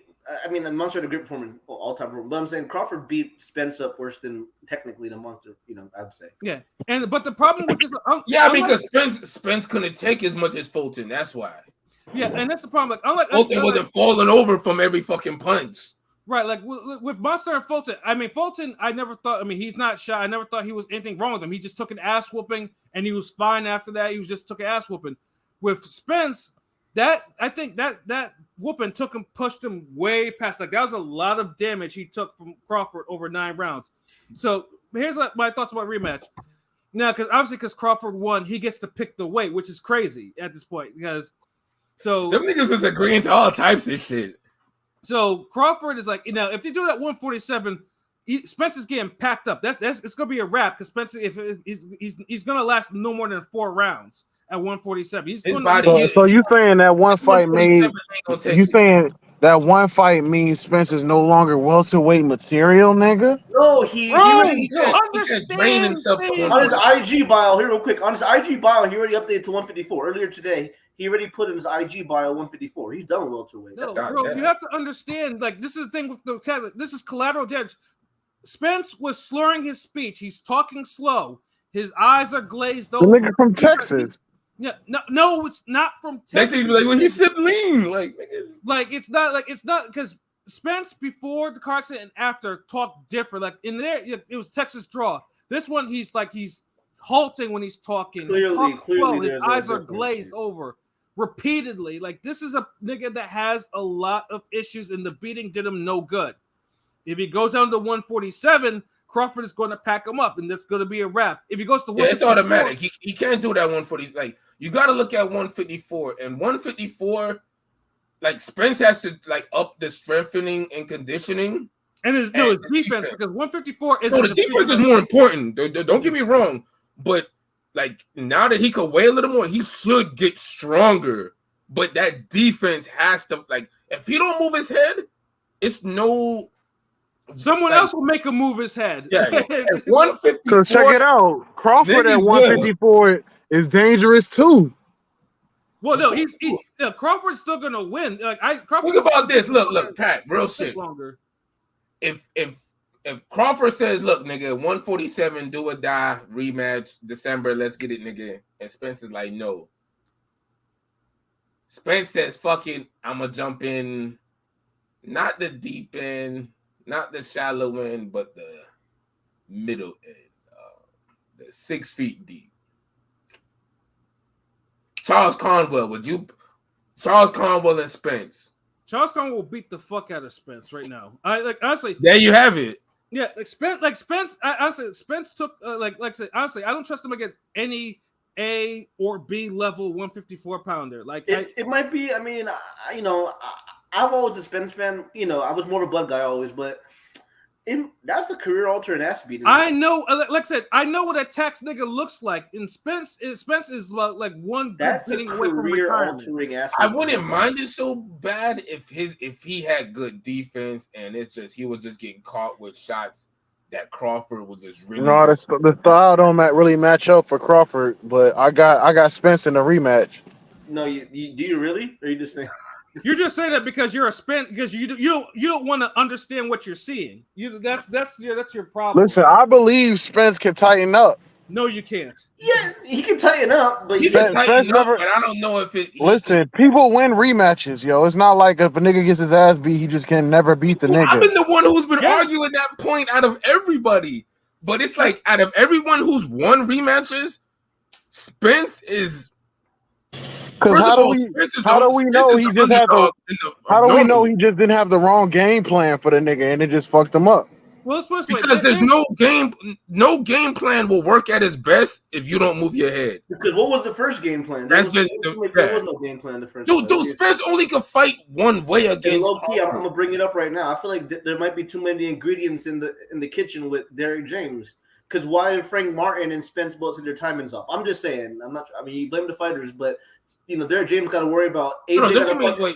Joshua got to fight in 2 weeks. Joshua got to fight in 2 weeks, and you got Charlo in a month. Also, he's training too many niggas at the same time. I feel like I mean, low key. Why would Frank Martin and Spence both say, "Oh, my timing was off"? Do you remember when Frank Martin? Because they fought superior boxers. That's why.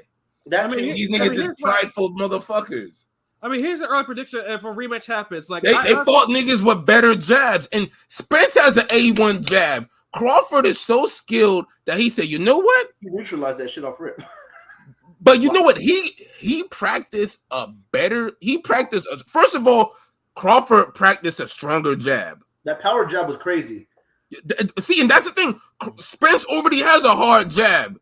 Crawford practiced until he had a better jab, a harder jab than Spence. And then on top of that, he went with the timing on top of that. Once you put those two together, honestly, let's see. Crawford Spence 2 is gonna end up like Juan Masalita series and Bone Galata series. It's gonna be a bigger ass whooping and a very damaging ass whooping. That's retiring. And he's thinking more Shane Mosley, Winky Wright too. So if I was the first fight was the ass whooping, actually both. Yeah, I know. And the second fight was the competitive ass whooping. If I'm Spence, I'm taking a full year off. Yeah, yes. I'm not gonna. I don't know. I'm nigga. He takes full years off every year, beating, bro. It's a beating. So what I'm saying, it don't matter, man. Okay, close to a year. I'd take at least 8 months. I'd take a good 8 months off, man, and then. I will not take the Bud rematch right away. I know it's the most money, but you take the Bud rematch right away, your career's gonna be over after that. Yeah, not unless he actually improves. It's gonna be. It's not impossible. Nah, that nigga's too damaged. LB, yeah, sorry, no, but bro. I feel you on that. I feel you on that. But if he fights somebody else, if he gets 154 and fights like a, but this is the thing. A Castano, or not Castano, yeah, Castano. Him versus Castano. Whoever he fights, he's gonna have to improve. Cause honestly, Charles Conwell could if he was to have Charles Conwell is very capable of beating the shit out of him, maybe even worse than Bud did in a rematch. Yeah, because Crawford and he fights more of Spence's style. Yeah. It's just like it's like how we said Munguia Derevyanchenko. It's like two guys who do the same thing. But you put one guy who's just bigger and younger. Right. It's just Derevyanchenko just happened to, that's boxing theater of the unexpected. Derevyanchenko just happened to turn the clock back. Right. That fight. But nobody expected that. That was a showcase fight. Right. And a lot of times when people see elite guys get ass kicked, everybody's like licking their lips and Birdman hand rubs and shit because they about to feast, nigga. People are saying this thing was gonna fight Canelo. You know what I'm saying? Like that's just you know what I mean? Yeah, like that was Spence fans stands saying that shit. I mean, now they understand. Even a shot slow Canelo. If he connected the way that Crawford was landing, and he punches a little bit harder too. Spence would be like finished. He would have did that nigga like Baldemir, bro. Yeah, exactly. This shit would have been brutal. Like would have been Amir Khan level, maybe. Nah, because at least Amir Khan would have outboxed Spence would have outboxed Khan I mean Canelo for 5 rounds. 4 or 5 rounds. Spence ain't outboxing Canelo for no. Oh, it'd be bad. Yeah, Spence outboxes you by outworking you. Yeah, and a lot of times you gotta have a like we said earlier, like those guys, they weren't gonna prepare him for Bud, yo. He needed to fight Keith Thurman. He could have fought him earlier this year. He could have fought him late last year. He could have just. These niggas is fighting once a year, like, and only like it's not. These niggas ain't on it to where they could fight once a year and still be elite like that. Right. Crawford can, Keith Thurman can, Floyd can, Pacquiao can, but the rest of these niggas. Jamel Charlo can. We seen that, but these other niggas ain't on it like that, man. Like. I mean, like I said, Spence. Like I said, Spence needs some time to heal because he took a big ass whooping. Crawford would then, there's Stanionis, there's Boots, and then of course, if Mel wasn't fighting Canelo, that would be the fight. Personally, I'd rather see Crawford with Boots or Stanionis than I want to see. Yeah, man, fight one of these young niggas. Be like, fuck all this Mel talk. Like Mel got his hands full. Yo, fuck this. Hold on. Enough of Spence. Yo. Bud versus Keith. Give me that fight. I don't care. That's what I'm talking about. I'm sorry. Niggas I'm dismissing a Bud guy like y'all, but I'm a Thurman guy like y'all, kind of. But not. No, I still care. Look, I know y'all want to see it, but Pat, you can't kick out the Terminators Club, nigga. Pat, you want to see Thurman, Bud? As Keith Thurman's. I know, but I'm asking Pat real quick. Pat, do you want to see Thurman? No, I still have fun. I'm not interested. I don't care. What's the point? Crawford's gonna do him dirty. Then let him do it. Let him do it. Look. Niggas ain't think Crawford would do Spence dirty. Let me see it. Y'all sound like the Floyd stands who be like, Floyd would beat Terry Norris. Mythical matchup. He beat Roberto Duran. 2017 Thurman. That's all. If it was 2017 Thurman versus Bud, would have been amazing. But listen, let somebody beat. Thurman looked good against Barrios though. Like, and I wasn't. He hurt him to the body. Like, and I wasn't impressed because I don't think highly of Barrios, and the fact that Barrios was standing after 12 rounds is a no-no. And Tank stopped the shit out of Barrios. Tank went life and death with Barrios. Tank had to dig deep, nigga. I'm not impressed by Barrios. Period. You know why? You know why Calvin and all his trainers were like super shocked and didn't really want Tank to do that somersault, that backflip shit off that hood shit. Niggas jumping off the Transformers in the hood. You niggas know. I mean, back in the day, when Tank did that shit off the turnbuckle, niggas is like, they didn't want him to do it because of the type of fight he had. That nigga had a hard motherfucking fight. So you used to be doing flips and shit. Lloyd was in the corner telling him he was losing. Yeah, you see what I'm saying? Like, no one expects you to do no shit like that after you don't want a hard motherfucking fight. I'm so Terminator. Thurman should fight Ugas. Thurman will beat Ugas. You know what I'm saying? Yeah, but no one cares about fucking Ugas, yo. We want to see good fights. And I would like that fight. Unfortunately, Mauricio Suleiman was on Broadway Joel's channel. Shout out to Broadway, saying that WBC was going to be ordering Ugas versus Mario Barrios for the WBC interim title. So okay. So that's there's worse fights, but if it keeps me away from Ugas Thurman and helps a Thurman Bud or a Thurman better fight, I wanted Thurman to beat up. I don't know about Boots right now. Boots is my nigga, but I feel like right now, fuck it, he can fight Crawford. Bud make him Fernando Vargas Jr. I mean, man, you know what I'm saying? Like, no, we're not doing this. Look. Boots is a whole different animal from Spence. It's a different fight. It's a different fight for sure. It's a way different fight. Yeah. This is the same Crawford who, when Virgil Ortiz was like, "Yeah, you're next," I done whooped your gym mate, and Crawford was like telling a grown ass man, "You're not ready for this." Instead of saying, "Fuck it, I want the smoke. I'll beat your little ass." Ortiz ducked that though. It don't matter. The heat of the moment, Crawford shouldn't have said that bullshit. Give me that fight. I mean, Keith needs to do something about his fucking hair though. Like, old beaker looking ass nigga. Like, Jesus, like this motherfucker. I mean, I'm like, shout out Keith because he got the gift of gab. He was talking in all these videos. Nigga, all I heard was beep with that fucking hair on top of his head, nigga. Like that nigga. Hey, yo, King P, yo, bring out the Twitter polls, yo. Like, yeah, exactly. I'm tired of you. I'm tired of y'all hating on Thurman, man. Like, come on. I had to get my jokes off, nigga. As Keith Thurman's #1 supporter, I will not stand for this hate. Keith coming back in the boxing. It's just anyway, he's the same nigga. That's all. Let's do the Twitter poll. At this moment, we'll do the first one. At this moment, how do you view Terence Crawford? Is he a Hall of Famer, an almost all-time great, or an all-time great?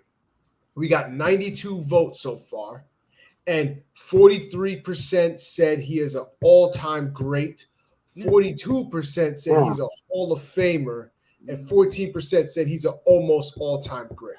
Yeah, who did y'all vote for? Hold on, all-time great night isn't an option? What? Hold on, what? A great night isn't an option, nigga? Stupid, nigga. You I voted Hall of Fame. Stupid, nigga. I voted Hall of Famer. I voted all-time great. He's a Hall of Famer. He's a Hall of Famer, definitely. I think he was really a Hall of Famer. When he was saying that before? Yeah, he's still a Hall of Famer. But he's an all-time great to me. I think Terence Crawford is one of the baddest men in boxing. Like, let me say. I mean, nigga, no one's cutting you off, talk, nigga. He can compete with any welterweight in history to me. He could. Anybody can compete on 147. Hold on. Nah, you can't fight this version of Errol Spence. With this version, tell me that. Hold on. Let me ask you this: Would you put Crawford top 30 all time? I'm talking about welterweights. I'm talking about in welterweight history is all-time great. No, all-time great is everybody. All-time great is all-time great, nigga. Welterweights, I put him top 3, top 5. Listen, when you talk about all-time greats, Terence Crawford is not in the conversation until further down the list. Yeah, nigga. Thank you. I will say, look, if Thurman, look, that's like an honorable. That's like an honorable mention. Listen, when the title at 154, Terence Crawford would be an honorable mention because niggas would be like, "Oh yeah, he did, but he ain't really fight nobody, but he did go undefeated." Nah, man, you're tripping. Yeah, he's the first guy. And y'all niggas ain't calling Calzaki no fucking all-time great. I'll say he's all-time great. I'll give you 2 reasons why. He's the first guy ever in 90 years to be linear at 135, 140, 147. And nigga, I saw the Twitter meme too, nigga. But it's a true stat. And no one cares, dude. People care about who you are. I'm not done. It's just a fucking little two-time undisputed. Little side note. Weight class, undisputed. He's all-time great. I just want to say this. To me, all-time great is if I can't put you in the top 50 all time, then you are not an all-time great. I'm sorry. And if you can't name 2 fights that made you jump out the seat from this that you've seen from this nigga, he's not an all-time great. I can't. Shit, nigga, 2 fights? What's the 2? Dog, Andre Ward outside of this one. Okay, the Sean Porter stoppage was kind of like fuckery. Now, Kenny Porter made me jump out my seat for that one. Yeah, that was some fuckery. But this is probably this is probably Terence Crawford's most. This is probably Terence Crawford's most exciting fight based on who he was fighting, not based on what he did. So listen, there are people that will argue that Manny Pacquiao isn't an all-time great. So if Manny's not an all-time great, you can't say. No, wait. Whoever's arguing that is retarded. Thank you. Like, look, yo, as Ring Gang Radio, as ambassadors of the sport, we can't start taking every nigga who start just talking boxing serious. A nigga who is saying Manny Pacquiao is not an all-time great has nothing of significance to speak on boxing. Yeah, facts. Yeah, let's not like we're that's not even a borderline. It's not like you're saying, well, I think is Chad Dawson an all-time great? That's like saying it's Durant. That's like saying Durant's not an all-time great. Yeah, that's what I'm saying. Like, I mean, you got niggas who said Durant was like, was like the old school Mayorga or something. I done heard it all. In the comments, Terence, I do agree. That's not Bud's fault. Kenny Porter knew what was going to happen to his son, so I understand. Yeah, no. Yeah, Crawford. That was Crawford was that getting was ready to Crawford end. that put him away. Crawford was getting Nah, ready to Crawford end still put him. Crawford compelled Kenny Porter to do that. He made So him it's do still that. Crawford, Yeah, but we always just joke about it, bro. Like we always gonna give him shit. Like you can't tell me that Sean Porter stoppage is some brutal shit. Okay, And I was thinking an all-time great. I was thinking more towards like this the welterweight division. I know it's all-time great, but I was all-time great is all-time great, bro. Yeah, all-time great. But I'm saying like he's one of the greatest welterweights to me. Okay, all right, top. Okay, where would you put? Okay, Crawford, if he retires right now, would you rank him above Felix Trinidad?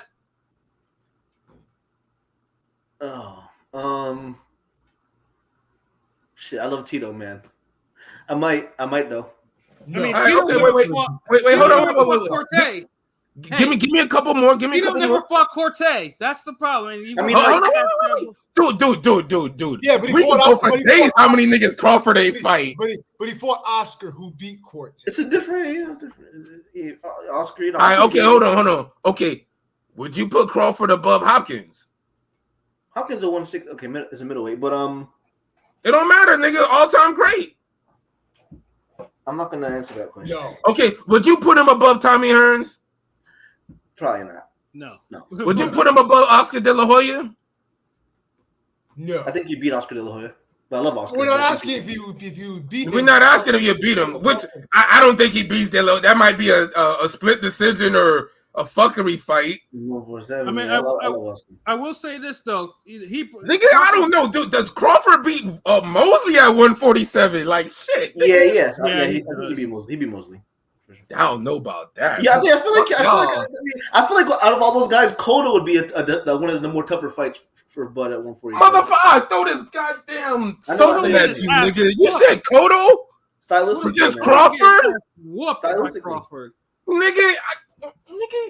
I'm just saying styles make fights. Oh my God, take my shoe off and hit you. In history, there's only a couple welterweights like Sugar Ray Leonard. Dude, I think Ricky Hatton to give Crawford a tougher fight than Cotto. I'm done. Ricky Hatton, come on now. Because he moves his head and he has footwork, nigga. Like, Ricky Hatton's not doing nothing to Crawford. I mean, I'll say this though. Cotto's not doing nothing to Crawford. You talking about a nigga who was moonwalking from Lovemore Endow, nigga. All I gotta say is Crawford brought an end to this welterweight era, the PBC welterweight era. Like he's hating ass nigga with PBC. Oh my God! Who makes that a point to say? Like, because it's true. Crawford. You know, it could have been Thurman. You can't say that unless he beat Thurman, though, man. Yeah. It should have been Thurman, but that era. And you got Boots. You can't. You ain't in no PBC shit. I just want to say that Boots ain't that era, bro. Boots ain't that era. And plus, I just want to say now that Crawford is now a PBC fighter. I'm just saying. Yeah, I know. Like y'all niggas also. Niggas really taking this shit to heart. I'm saying the 147 round robin era with Porter. So okay, yo. Crawford is number one. He's the one. Like everyone else was underachieved except him. Wait, hold on. Time out. So are we so all time we're putting Crawford over De La Hoya? What's wrong with that? Yeah, sure.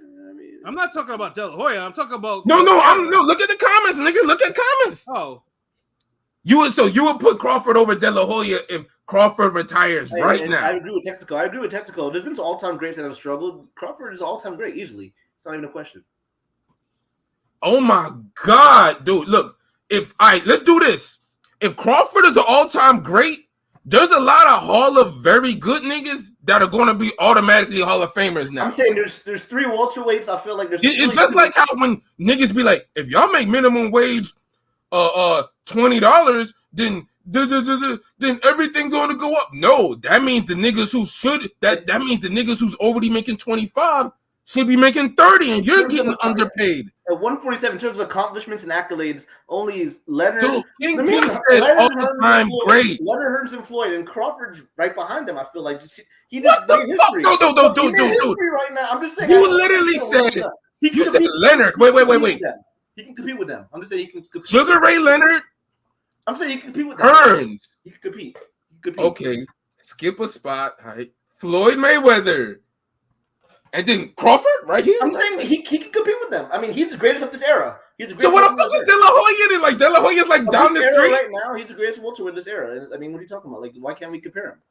This era ain't shit though, nigga. It's alright. It's not his fault. He did what he had to do. He accomplished the He's a part of this shit. He didn't have to sign the top rank and fight the cannon fodder all them years again. Like he's a part of this era. He been a free. He's an A-side nigga. He's a big name. He could have fought better people. All these niggas is to blame. Yeah, but I'm just saying. Hold on, dude. Wait, yo. Let's stop. It's not a crazy claim to say Oscar De La Hoya ranks higher than Terence Crawford all time. That could be debatable. That's not no jump. I'm not jumping out the window saying that shit. Wait, hold on. What's the claim though? We don't know because Terence. Yeah, okay, yeah. What's the claim then, nigga? Like, Texaco. But I agree with Texaco's post about like all-time greats have struggled with lesser guys. You know what I mean? Of course, Floyd and Pacquiao struggled with lesser guys. They're all-time greats. Texaco is pointing to Terence's. Okay, so same thing against Oscar folded against B-Hop, Tito, Shane, Manny, and Floyd. He lost against them niggas. That's not folded. What the fuck? Well, he should have gotten the win in the second fight against Shane. So the Tito. Yeah, he should have got the Tito fight. Should have got the Mosley rematch. He gave Floyd a hard fucking fight. That was like a split decision, nigga. That's not. It shouldn't have been a split decision, but it wasn't that tough of a fight. No. You honestly, I've talked to a lot of people. There's a lot of people who felt that the Floyd Oscar De La Hoya fight could have been a draw. That's not a fight where Floyd just dominated that nigga. He needed to win those last rounds clear like he did. Like, yeah, I feel like Floyd won 8-4ish, but yeah, I guess, yeah. 8-4ish. God, that was a 7-5. That's why we have 3 judges, nigga. Like, I mean, it was a 7. It could go 7-5 either fighter. That's as close. Yeah, like the Floyd Oscar fight was not no fucking. I've talked to niggas who felt Oscar won that fight. There's niggas who. I'm serious.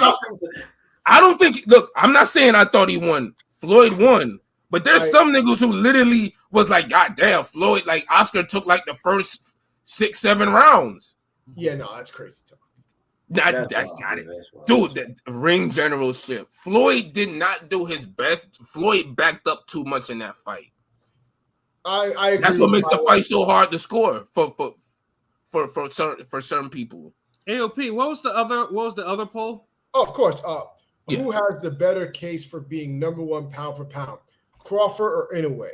We got 59 votes so far, and 80% said Bud, 20% said Monster. Yeah, and honestly, and that's easy because great too. Inoue haven't had them fights yet. So what? Nah, fuck out of here. I was thinking it could be 1A, 1B, but I voted for Crawford because Crawford to me. Crawford just had his fight. No, I give it. No, Inoue still too early in his career. No, dude, for niggas who just started hearing about him a couple years ago, dude, Inoue done won titles in 4 divisions. And he skipped the division. And he's got no win close to Spence. Yeah, skipping a division is crazy. Dude, look. Case in point, for both their fights, Spence fought a nigga who, I mean, Crawford just fought somebody basically the second best nigga in his division. Monster went up to a higher division and fought the best nigga in that division who's undefeated. Yeah. And bodied him. Who's better? Fought under Spence. Who's higher in pure pound for pound list? Who's better? Spence is higher full time. No. In a pound for pound sense in greatness, we say all timeness, Spence is ranked higher. But if we're talking about who's a better fighter, boxer, Fulton is. You say that as a of boxer. course, dude. Look. Muhammad Ali is greater than Floyd Mayweather, but Floyd Mayweather is a better boxer than Muhammad Ali. See, that's that. I mean, first off, hold on. No, because we're talking skills, technical, all that shit. When we talk about better boxer, greatness is based off accomplishments, accolades. Yeah. First off, accolades. I'm not putting Bud over Inoue simply because of where I had them already. First off, I had Inoue #1. I had Crawford #3. So I had Spence #5, and I had Fulton 7th. So a number 3 guy beating the 5th ranked guy is not going to catapult him over the number 1 guy who just beat a guy that I had 2 spots below him. Like, the math ain't mathing. Sorry. That's just me, though. Yeah, and I had Crawford like number 9, so I can't have him be number 1 for beating number 5. Plus, you're just saying like one fight. You're saying the Spence fight. Whereas if you look at the totality of their resumes, Inoue's resume is better than Crawford's. Yeah, easily. Dude, look, case in fucking point, dude. I've known this nigga Rome for like since 2016. Dog, like we fuck with each other a long time, son. And I'd never forget this nigga asking me about when he seen Crawford on the goddamn World Star Hip Hop, and he was talking about the highlights, and he was like, yo, who this Crawford nigga? Like, yo, Crawford, yo, this nigga nasty. Like, yo, he bodying niggas. And I'm like, yeah, he's nice, but he ain't fight nobody. I'm like, he's like, damn, so who he ain't fight? I'm like, man, whatever, nah. So we just now seeing he's fought somebody, nigga. That's true, because he honestly, World Star had posted knockout. This is the next Muhammad Ali. This nigga's amazing. He's going crazy. And honestly, it was like a highlight video because you'll see him training and then he'll just knock a nigga out in a crazy way. And I'm like, yo, who the fuck is this nigga? Cause he's like because later on they had a James Toney highlight reel, and he's like, so who is he as good as James Toney? I was like, fuck no, James Toney's that nigga. Hold on, all time y'all put Crawford over James Toney, right? No, of course not. Oh, okay, but so no, but y'all put him above Oscar De La Hoya. like y'all niggas ain't consistent for shit, man. Nigga don't sound all time to me. Niggas will put Oscar over Tony. He don't sound all time. He don't sound all time to me. Now James Toney's all time. It's just no. I'm talking about Crawford. Oh yeah, definitely. Yeah, he ain't all time. Dude, there's niggas who say Andre Ward is all time. Get the fuck out of here. And for the record, I will just be bringing up Inoue again in 2 weeks after Emmanuel Rodriguez picks up the IBF title at 118 to be like, oh, you know, that IBF. Let's see. Nonito was supposed to win a title. Got stopped in 2 rounds. Got stopped in 2 rounds by Inoue. It's going to be a bad look. I think Emmanuel Rodriguez won his better wins, but if Emmanuel Rodriguez somehow loses his next fight, both of the dudes his best 118 wins. It depends on how he loses.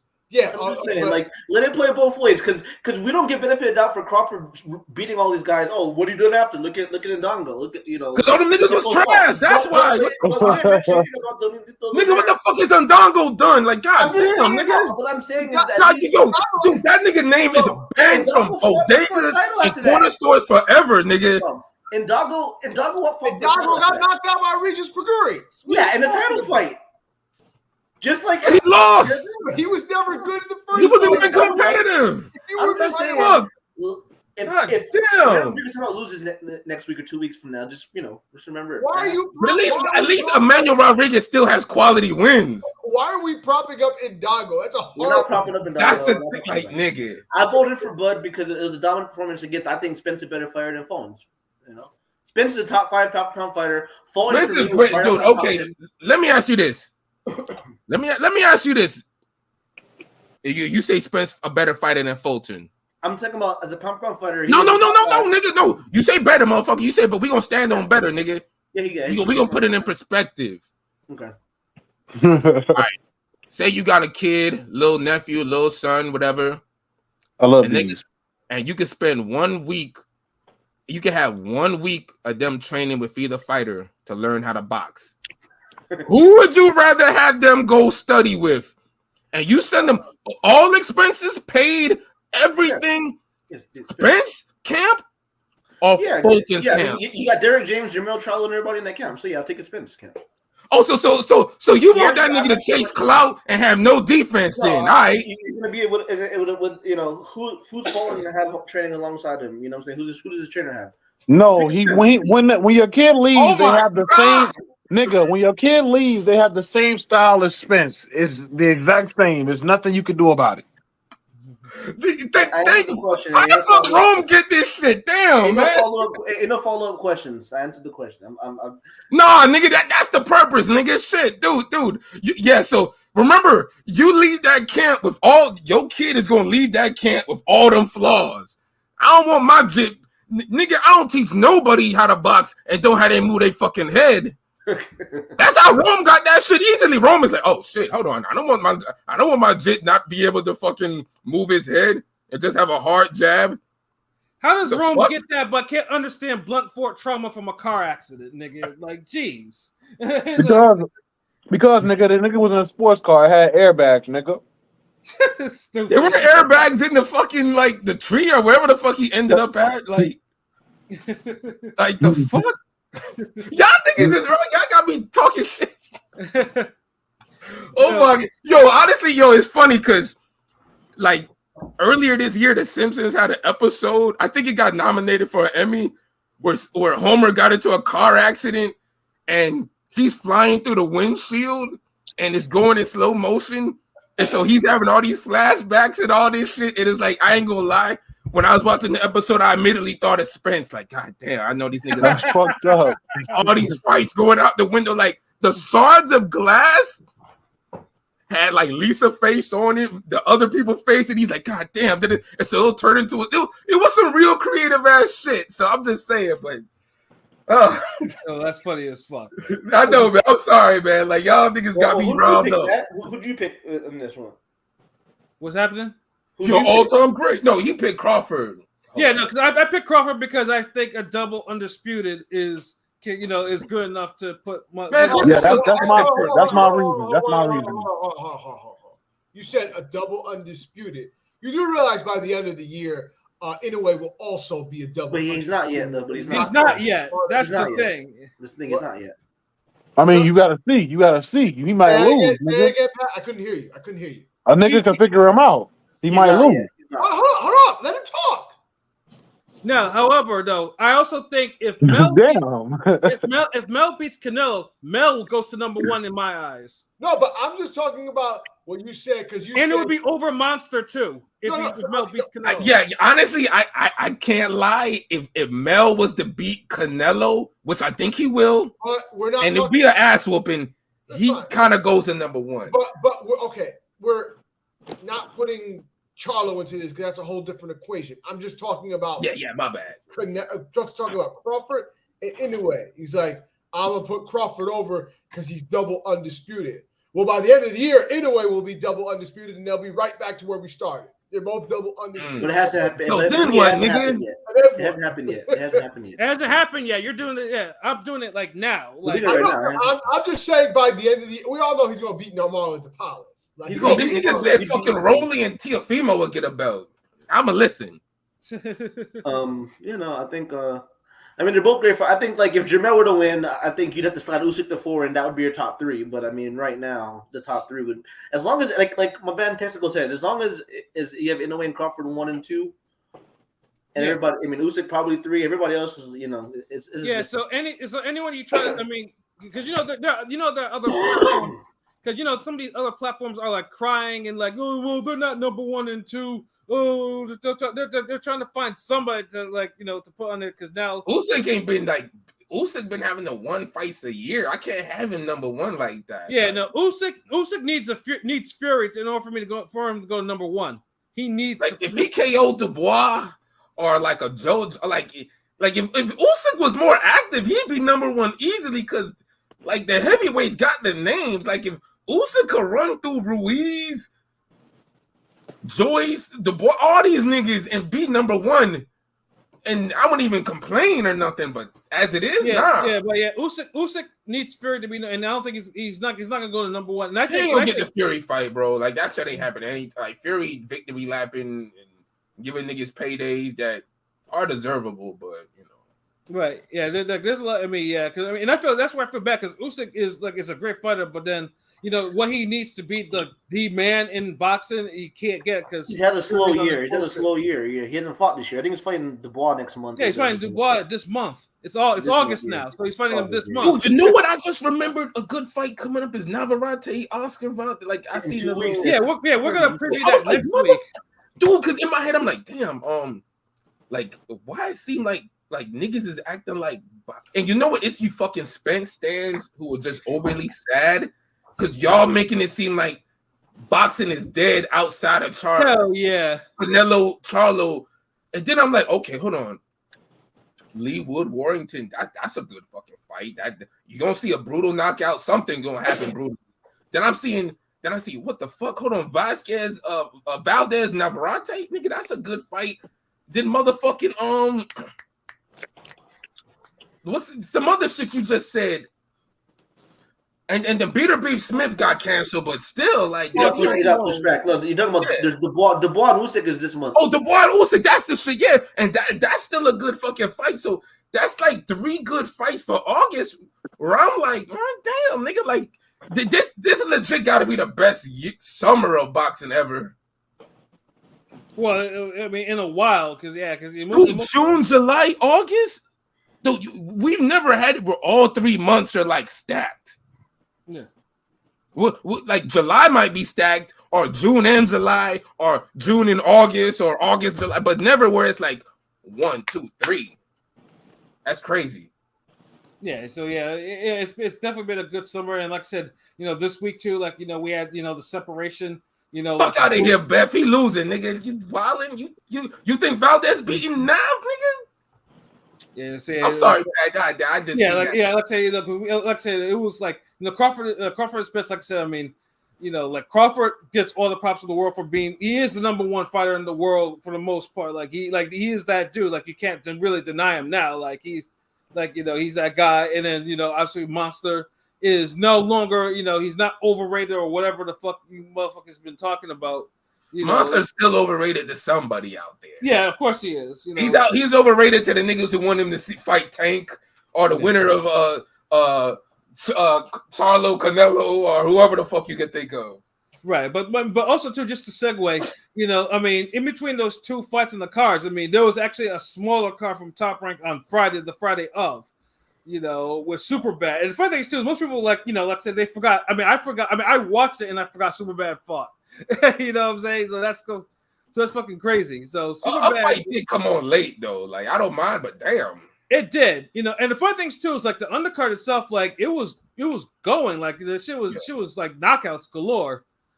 Carlos Medeiros, he's probably gonna get dropped from Top Rank because he got upset. Again, he lost. Yes, he deserved to lose. I mean, that was a good fight, though. That was a good fight. Dante Benjamin, like, he shouldn't even. My boy got a draw. Hey, Pat, did Dante Benjamin really deserve that draw? Or he should have won. Oh yeah, he did. I was like, whoa, wait a minute, yeah. That was a draw. 175. Fuck. Well, he said that. Should have came back so early. Fuck. Yeah, Dante, and I know, Andrew had been talking about Subaru Murata, and that was, he put his foot in that dude's ass. Like I saw that fight. And then, Palenko Francis was a slugfest. Nova scores a highlight reel over Romero. That was a slugfest. Xavier Martinez, he leads PBC and he loses. Like he starts losing all over the goddamn place. And he lost this one because he got opened up badly. He was winning the first pause. Yeah, pause. Yeah. Then Xavier Martin, he got his ass whooped because I think one punch opened up a real mean cut around. No, because the way he said it, I'm just listening. But the cut was nasty. But dude, that's another nigga methodical. He had like no effort. Like nigga, the fight was there for you.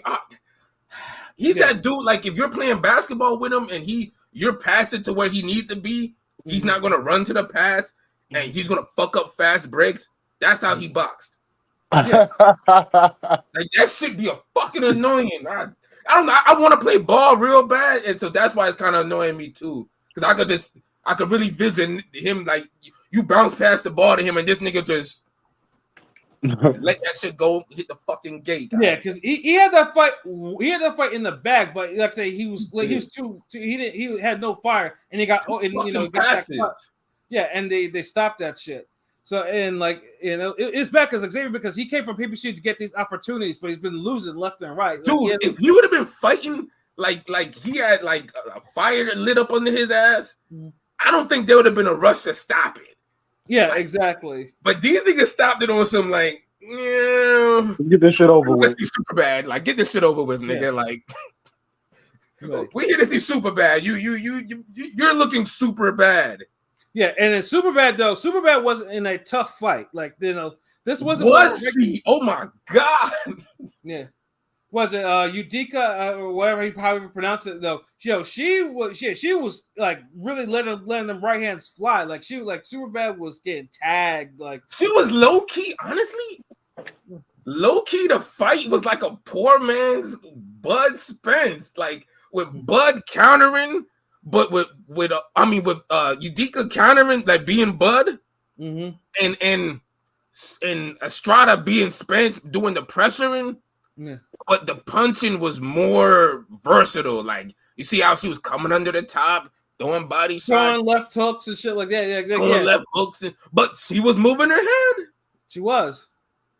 Yeah, like Udica gets all the props for her performance because she was like, because she marked up super bad. Like her eyes were all marked up and shit. Oh, like, she buzzed her a couple of times. Yeah, like, exactly. Yeah, she stunned her with a few fucking counters. The only thing I feel like she really could have had the fight if she would have started off a little sooner.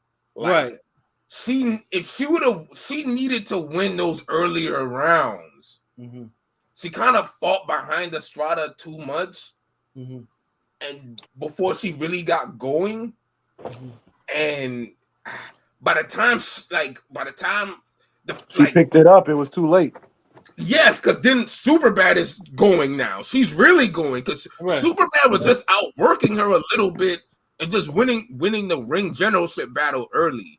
But you could tell, like, okay, if Sinicia doesn't tighten up some, this is gonna be a harder fight. And it eventually became a harder fight, but it's like, damn, like it's a harder fight with Estrada in the lead. Right, technically, yeah. Estrada throwing hooks like she fighting 10 seconds in the high school bathroom.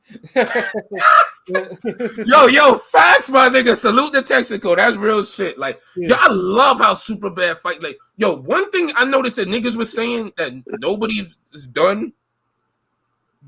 I know how Monster had that counter jab to the body. He came over the top when Fulton did the right cross the counter. He came. Monster did a hook and tagged him. I've seen Estrada do that same move before, come over the top like that. So niggas do it, like, but you gotta be special, right? You gotta have some real hand speed to pull that shit off, and make sure it's timing and hand speed. Hand speed alone won't do it because you don't see Amir Khan doing no shit like that, right? And then you also have to make sure your head is off the line too, so you're not tagged with a counter either while you're doing yes. And see, Estrada moves her head. She has that. She's like she does the herky jerky shit that Savannah Mercer tried to do, but she just make it look better. Like it got them UK niggas that don't look like because Marshall, Marshall, she moves like a big oaf. You know what I mean? So she just moves like if Tyson Fury had a sister or some shit, like looking like Monster. You rang. Well, Estrada, that shit is like, okay, hold on, like I bow, like yeah. But it was a good fight. It was competitive. I wouldn't mind the rematch.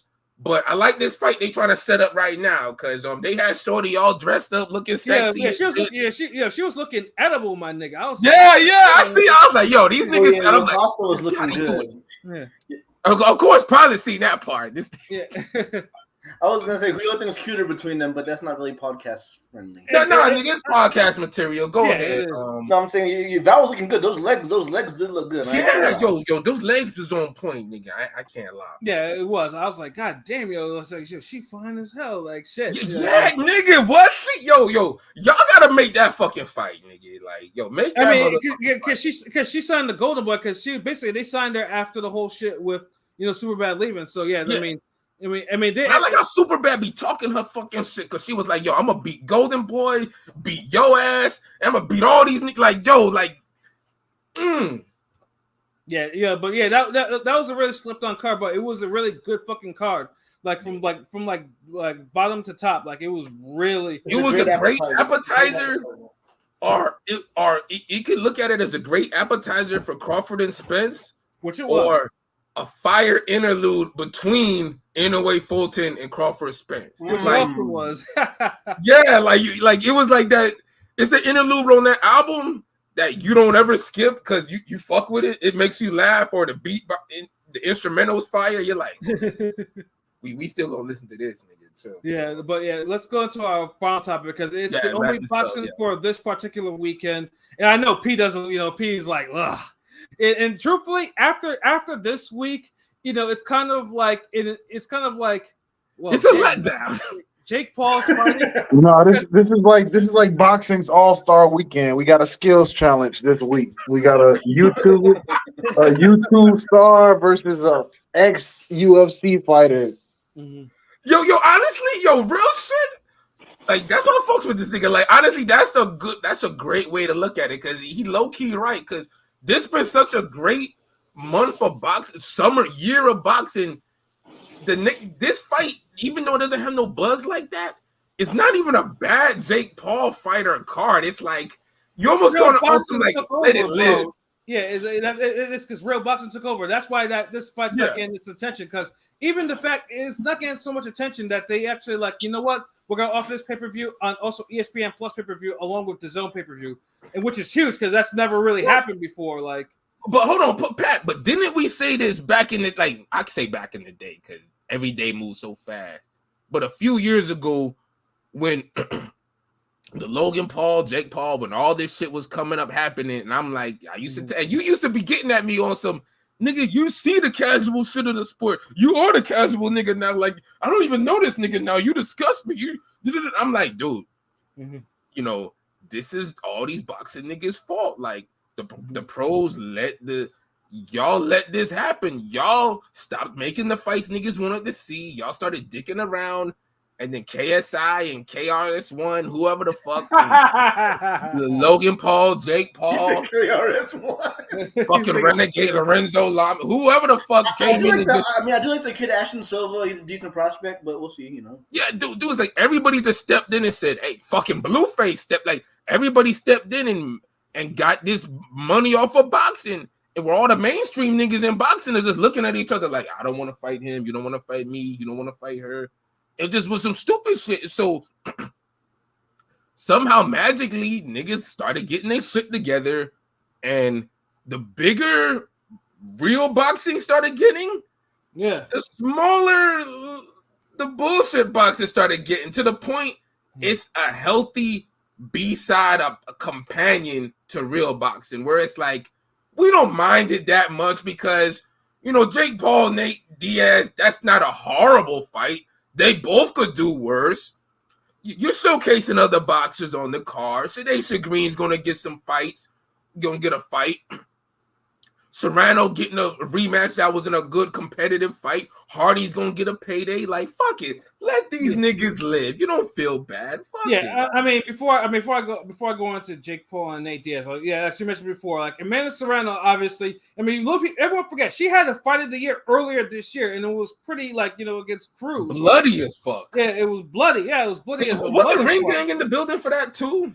Gang. Oh yeah, P was in the building for that one. He was. This motherfucking P turned into goddamn Carmen Sandy, Pat Scorpio, Diego or some shit. I had to throw Pat in there because it's like 2019. This nigga Pat was fucking everywhere. Really, like.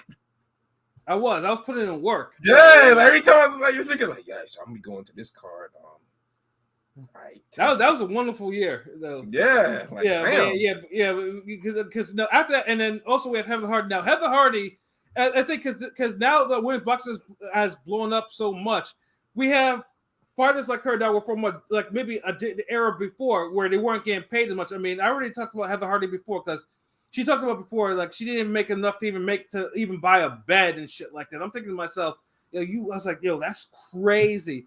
Because Heather Hardy used to be on the HBO, along with some other fighters, but now it's like women, like now they're getting older, like they're past their prime, but they want. You want to see these niggas get paid while women's boxing is peaking or it's higher than ever.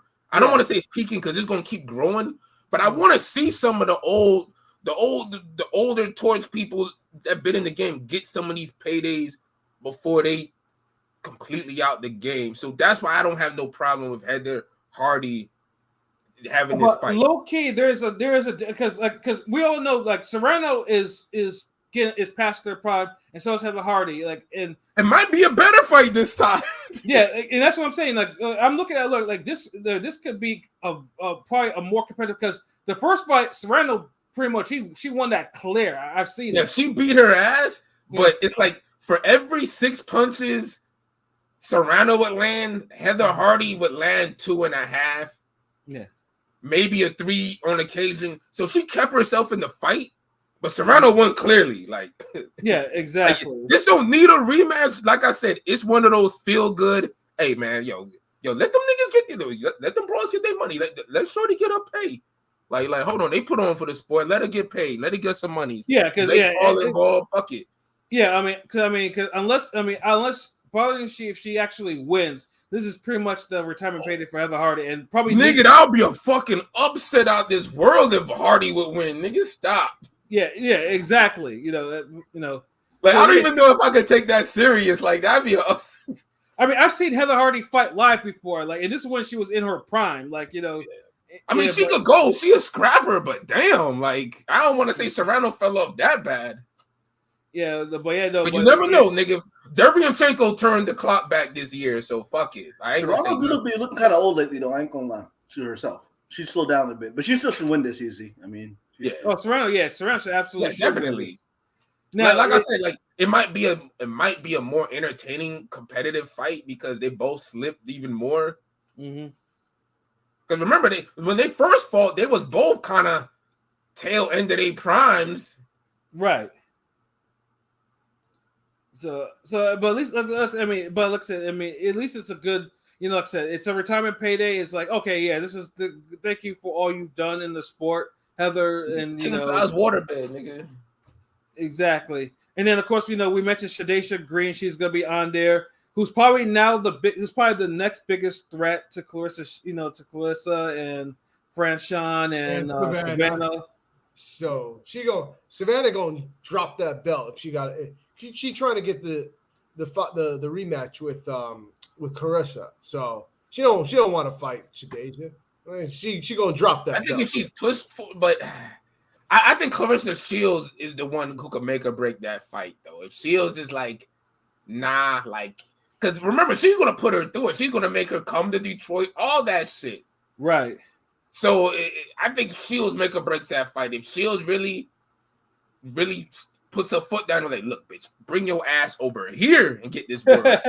And we'll have the fight. Then I won't blame Marshall for fucking dropping the belt or whatever and fighting Shields. I won't. But then remember too, Marshall could come over and could Shields go and fight her?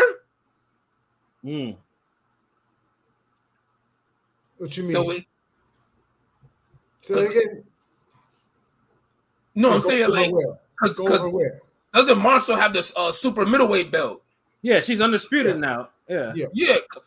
Like Carissa could fight her up there for that. Yeah. So they both got cards. That's what I'm saying. Shields could really be the one that says fuck this. Nah, because she even said before. No, Marshall. She was even willing to say that like Marshall and Shorty could fight, and I'll fight the winner. And that's low-key how Spence Thurman should have been in Bud fight the winner, but whatever. But, politics got in the way of that shit. yeah, but I'm just saying, like, I don't have no problem. It's not like with Canelo, when anytime niggas want to fight Canelo, his fans be like, well, hold on, why don't this nigga fight this nigga, and that nigga fight that nigga, and the winner fight this nigga, and then you can fight Canelo.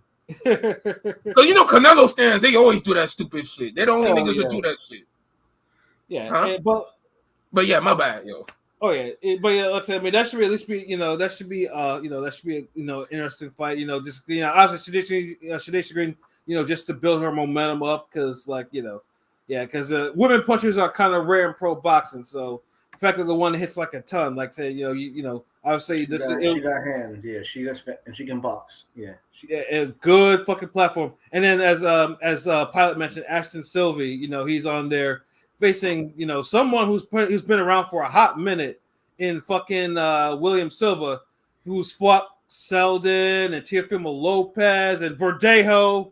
You know, actually, he gave Verdejo a hard fight. A hard fight, yeah. Give him a pretty hard fight, man. In fact, I remember I talked to P. I was like, yo, like, you know, this nigga, like, that was one of the first fights I said, yo, Verdejo kind of sucks. Because that was an HBO fight. Yeah, you mentioned this nigga's name, and this is the week he gets sentenced. Like, yeah, exactly. 99 years. He deserved every one of them, too. Yeah, exactly. Honestly, that's crazy. That motherfucker deserves the fucking needle. Fuck a Verdejo. Not a single fuck was given. So I know P is like, yeah, that motherfucker is a memory to that nigga. Like a bad one. You know, but Sylvia, at least they know that's he's facing at least a good a known contender or whatever, or a known fringe contender, I should say. So, you know, that'll be a good thing to do his thing. And then of course the main event, you know, because Nate Diaz is fresh out of leaving UFC. Again, someone else sticking it to Dana. So I have to respect it always, because I know Nate Diaz, you know, was again another fighter that said, oh yeah, Dana wasn't paying me shit. So especially for his celebrity and his stardom, like exactly, he's always held down the sport. You know what I'm saying? So that's why I don't be hating with Jake. But at least Jake Paul stays active enough where he, like, you know what I mean? Like I feel like he's a decent ambassador for the sport. So I can't hate on him. Dana, I see what Dana White did, because Nate Diaz's personality you can't really promote in the sport because he's a weed head. you can't use him to further the sport. Like, he's just like the bad guy. You put him against a good guy. He's a bad favorite though. Right. He a bad guy. Bad favorite. He looked at it as the bad guy, the bad good guy, like Venom or some shit, or like Deadpool. Yeah, nigga, Venom got his own comic book, his own movies, his own video games. You know, the nigga's an anti-hero type, you know? Yeah, he's like the Hancock of UFC. For that shit. He's the Hancock of UFC. Yeah. You know, and obviously because, you know, he left because he had that submission win against Tony Ferguson, I think. 'Cause I remember I watched that shit, and I think that was the last fight of his contract, and he pretty much said it as such in the post-fight interview, like he was gone, you know. So, and I know that before, I know they've been talking about that because him and Jake Paul have been jawing at each other about, you know, about fighting or whatnot, and now here, and then Jake Paul, obviously he needs to rebound after he lost to fucking Struggle Fury, you know, Tommy Fury, and truth be told, and honestly, I mean, Fury and Jake Paul, that fight did none of them no favors, because Jake Paul forgot he did lose that. That's crazy. It's so crazy. You forget that he even lost that. Right, but the thing though, it was by that was this year, right? No, that was last year. It was last year. No, wait. Tommy Fury lost to Tommy actually, Fury. Was it this year? No, nigga, that was this year. We watched that this year, nigga. I'm trying to think like it had to be January. Let me see. It was. That was this year. Yeah, it was this year. It was February. We watched it. Motherfucker, dude. 2023 has been just so big in boxing. We forgot Jake Paul lost this year. Just think about that. I mean, I forgot because it was a shit fight. Because Fury should. I mean, but still, the fact that we done forgot he lost. I mean, it showed that Jake Paul, you know, can't box worth a damn. You know, even if Tommy Fury can struggle boxing, but it also Jake Paul dropped Tommy Fury. So I'm not interested in Tommy Fury. What Tommy Fury has to talk about, because Tommy Fury sucks. You know, so it did him no favor. He beat him clearly, but like I don't want to see a rematch until like Jake Paul body some more niggas, and Fury Fury trying to fight KSI or whatnot. So right, so we have that's crazy. The YouTuber is fighting UFC niggas, and the boxer is fighting YouTubers. That's crazy. It's a different time when it's a different. I know, right? Yeah. 2023 just been everything, nigga. Just everything. And now with Nate Diaz, because Nate Diaz has been, I mean, I know he's more known for his jiu-jitsu and shit, but I mean, Nate Diaz has been known as a striker in the UFC. But in some of the videos I've seen of this nigga training, and I'm thinking to myself, like, MMA striking is not the same as boxing. Right, exactly. And it's just like, God damn, like it's striking. I mean, I would think it was something would have carried over. But... I mean, Diaz is one of the quote unquote better. I mean, this is not saying much, but he's one of the better stand up box. Stand up, but yeah. And even then, I wouldn't say like I wouldn't put him up like as like one of the all time great. No, he's not top 15, but I'm saying he's like he's competent, I guess. Cause niggas be acting like he's fucking prime Chuck Liddell or somebody. Stop. No, but he's more known for Nate Diaz. Nate Diaz is what the white people think that white people want to be a nigga but don't want to be a nigga. You know what I'm saying? True. Yeah, that's why they gotta push his anti-hero weed head shit. Like he'll work better in boxing than he'll ever in UFC as far as. It'd be cool to see. I mean, he's old. It'd be cool. I mean, I don't really. Jake Paul did his thing. I think Jake Paul's gonna knock him out. I'm just saying, but it'd be cool to see him do. Jake Paul. Because what happened is because usually, fucking Nate Diaz when he was in the UFC was fighting like between like 155 and 170. Jake Paul is bringing him up to cruiserweight. Like I think it's like a 185 catchweight or some shit like that. Yeah. And Nate Diaz was complaining about that too because he was like he didn't want to fight that high, but. Money talks, nigga. Dude, money talks. You're supposed to be more skilled. You'll be quicker. You're older. You ain't gotta cut weight like that, nigga. No one's telling you, yo, pump iron and get right up to 185, nigga.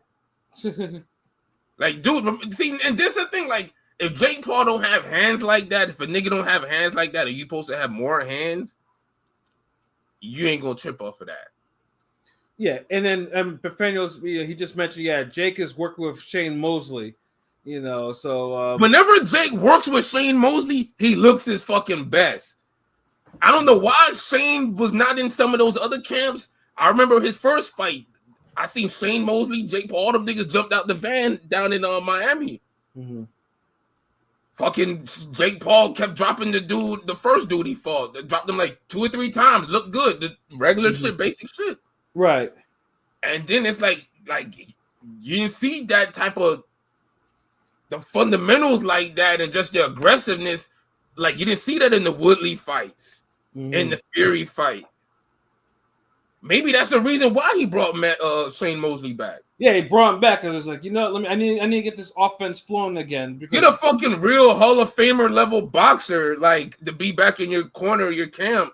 Then these fucking BJ Flores and these motherfucking goddamn Leon Love. Leon. Yeah, like and it's always if that's your hope, nigga, you may as well just send fucking PJ out there. One of us, like nigga, like and as always though, fuck a BJ Flores. And LB, obviously you know why. Yeah. But I'm just saying, like if you got his resources. Like real talk. If you have Jake Paul's resources, I'm not looking in BJ Flores or Jay Leon Love's. Like, at this point, nigga, at no point. Yeah, I know. Dude, remember when Eminem wanted to box? Where the fuck did he go? He went to damn Emmanuel Stewart, nigga. Yeah. When you have those resources. That's all I'm saying, and I say that because those niggas is no better than like the random kung fu nigga practicing in the park that you might happen upon. Yeah. Like you don't know. Jay Leon got big too. Pause. He looked like nigga. He's eating good off them Jake Paul checks himself. You eating too good, bro. He's not too old to be that washed up. He's supposed to be training with them niggas. I know. When I got back to boxing, I was like, oh, maybe Julian Love's good. I was like, oh, he got beat up by Porky. Never mind. Humping the canvas and shit. Leonard Ellerby and all them niggas having heart attacks. Didn't Benavidez body him too? David? What's that? Didn't David Benavidez body Jay Leon too? Oh, yeah. Hell yeah, he did. Yeah, he bodied him on the ropes too. And I remember too, because I remember this, that Benavidez was talking cash shit to Jay Leon. He roasted dude. And then he knocked him out standing. I remember that shit. That was crazy. Yeah, Jay Leon Love is a failed Florida experiment. Yeah. It's hard to say though, because I remember when because he got knocked out by Porky Medina, in front of Floyd, and this motherfucker was doing the jitterbug on the camera. His leg was shaking. Yeah, that's what I said. Humping the camp, dude. Yeah, like, bro. See, this is the thing. I'm not even trying to like shit on niggas or anything, like, because it's more of saying it for Jake Paul's benefit. Mm-hmm. But then just even on their level, because I'm looking at it like it's one thing if you're like a veteran boxer, journeyman boxer, but you've had a good sense of your skills. You've never been knocked out cold. You're a good defensive fighter. You know you have a good all-around style. Know your box. But it's another thing when you've made mistakes after mistakes. You lost the guys you should have beat. You get brutally KO'd. You don't have good. And it's like,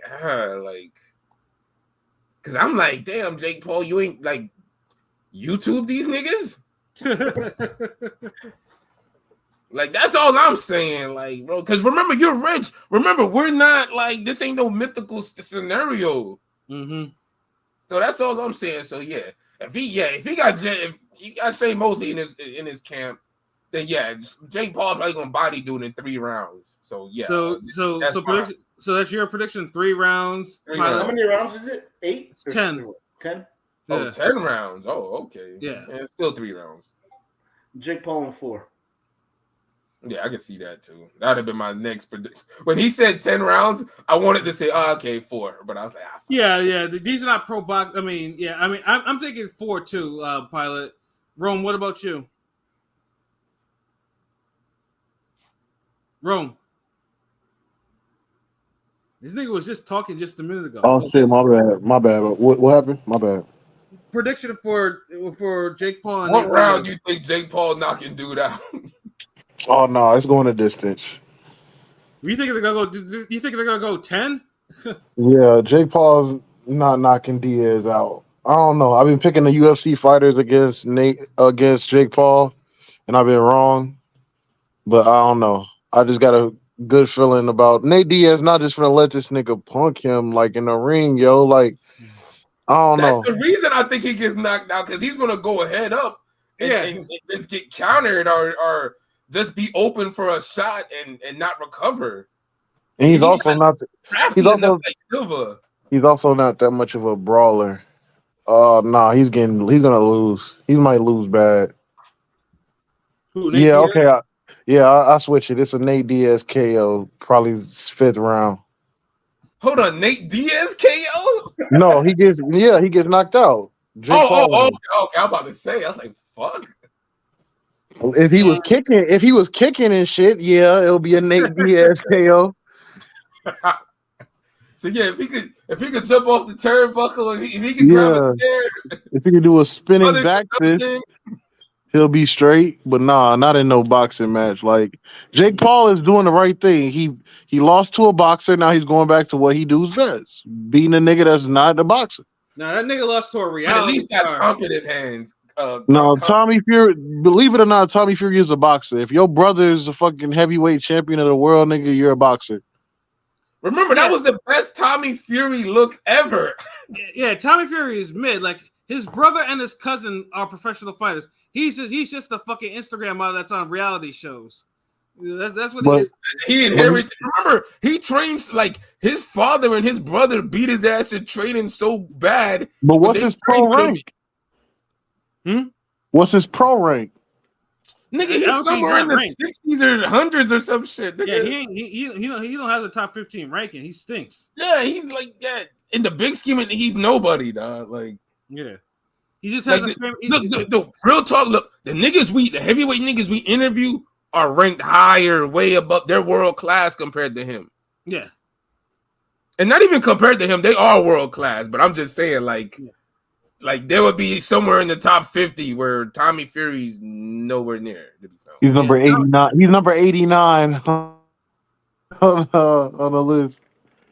Yeah, Tommy Fury. Yeah, because Tommy, like I said, he took Jake Paul 0 by struggle boxing, and he still got dropped by him. It only looks struggle boxing because fucking Jake Paul couldn't do nothing about it. Look, his shoulders. He just looked so awkward. He did all the things that you would want him to do. He double jabbed. He threw the right hand. He stepped. He even landed uppercuts on Jake Paul. A nigga who is struggling as Tommy Fury I'm not even telling him to throw no fucking uppercuts, and he fucking threw uppercuts. And the reason being is like Rome said, your brother's a heavyweight champion, nigga. Like, dude, he's been around boxing all his life. He's gonna have a little more seasoning than the average nigga. So right, he gonna have a trick or two. You know, Tyson probably taught him a few tricks. Like, hey, when you get them on the ropes, what you do is you bang them like this, so you hit them right there. But that's what happened. He landed uppercuts on Jake Paul in the damn against the rope. So and I don't think Nate Diaz has the physicality like that either, or the boxing ability. I think Jake Paul is hungry, yo. Like, he's gonna like stomp this. Like, yo. Yeah, Diaz is gonna get, because it's 3 minutes, 3 minutes, 10 rounds. He's gonna gas. Like, I mean, yo, the chat seems to disagree. Like, niggas is we got Diaz KO in 10 on this side. Like, nigga, KO Paul, baby 7. Damn. Yeah. But yeah, no, it's like I said. I mean, I know the appeal of these fights. It all really depends if Jake Paul actually gets the knockout, or of course if Nate Diaz knocks him out. You know, which would be hilarious. You know, 2 losses in 1 year, bro. Niggas gonna say stick to being a promoter. Right? Exactly. Yeah, like he gonna sign everybody after that. Like, it'll be like, yeah, this boxing game ain't for you if you can't beat these type of guys. Like, you know, because no one sees him. No one wants to see him box. He has to go in there and actually try to punish Nate Diaz. Yeah, he has to, like, and he can too. Like, dude, like, you seen how Nate Diaz was looking at that video? Yeah. Nate Diaz is like, it looks struggle, but yeah, no, it remains to be seen. That was like Ronda Rousey levels of struggle, really. Hell yeah. Like it was approaching that. It wasn't as bad, but like it's somewhere in the universe. Yeah, I mean, I get it. Like, you know, when you do MMA, you learn different styles. But if you have a reputation of a striker, I would have expected more from your, you know, from what. And remember, hands is hands, right? Like, if you got, because I don't think it's in the street that got hands, and you know, you'll wonder in your head like, damn, you just put boxing gloves on this nigga, but. Yeah, because I know, wasn't it like, I don't know if it was him or his brother that wanted to fight Jeff Lacey in a fight or sparring him or whatever, because it was one of them. You know, that's a while ago. Yeah, because you read. I mean, Nate Diaz is like 38 or 39 or whatever. Yeah. So yeah, that could have actually been. Damn, like, wow, he that old, like shit. Yeah. Yeah, also, I'm just like, I mean, I hope that, you know, whatever in the ring that he actually takes it seriously. But like I said, remains to be seen. And yeah, it's the only boxing this weekend. So yeah, obviously, you know, it's a little appetizer, you know, and because next week there's 3 cards next the week after. So yeah, so there's, you know, hold on, real quick, because I know we about to end this. What are those 3 cards the week after? Let's see, Joshua White 2, Navarrete Valdez, and Rodriguez Lopez. Yeah, Rodriguez Lopez. Yeah, Emmanuel. Oh, wait, Rodriguez Lopez. Which Rodriguez and which Lopez? Emmanuel Rodriguez versus Mel. That's why I said in 2 weeks. Oh yeah, you did say that. Yeah. So yeah, that's a pack. Oh, wow. Yeah, that's a pretty good fucking weekend of boxing. Hopefully, I get approved for that because I asked for credentials. Yeah, yep. I filled it out. So, you know, crossing fingers that they be like, you know, yeah, let's give them a credential for that, for sure. Yeah, damn. So hold on. So this is more like the interlude than anything. Yeah, pretty much. Yeah. Yeah, this is the interlude. Like I feel like we just we heard Stillmatic and we just got the Stillmatic intro last with Inoue. I think what got yourself a gun, Estrada. What Ether was what Crawford Spence. And the pay-per-view starts at 8 p.m. people to hold the card, like, you know. So. Oh wow. Yeah, because you young niggas, you know, y'all bedtimes be different now. Well, 8 p.m. I mean Eastern. Oh, for Pilot, it's 5 o'clock. Like, you know, so it's. Oh damn. Lucky ass nigga, man. So. I'll be there. It might not be pay-per-view.com this time, but I'll be watching. I mean, I have my DAZN, I have my VPN. You know how it goes. We know the vibes. Yeah. The vibes is that. we just gonna watch it. That's all we say. We're gonna watch it. We'll talk about it. it's and we'll hope for fuckery. Yep. I don't brag about the means. It's just know my eyes are there. Word. Oh shit! No, but no, this was a good cast though. We left a lot of shit, whatnot, and get ready to get up out of here. I know LB wants to go to the gym. I probably want like a midnight snack or some shit like that, and people probably wants to go to bed. And Rome is just gonna look at the wall or some shit like that. So it's and Pilot's gonna be smoking because it's not midnight over in his area. So final. We're running later than usual, but it's cool. So Rome, final thoughts, bro. Final thoughts. Errol Spence, pick up some weight, nigga. Pick up some weights in the gym. Cause you need more power if you're gonna try to beat this nigga. Cause those little pitter pat punches ain't gonna do shit in a rematch, nigga. Crawford is sitting in his crib right now in the couch laughing at the thought of you trying to fight this nigga again. You need to change that. You need to change that because that's just disrespect. Niggas is looking at you like, oh yeah, I'll run it back. Fuck it. Niggas is looking at you as the run it back. Fuck it, nigga. You better go in the gym and make some changes. Oh shit! You said to run it back. Fuck it. Hey man, that's real though. Bars though. That's bars though. AOP, your final thoughts?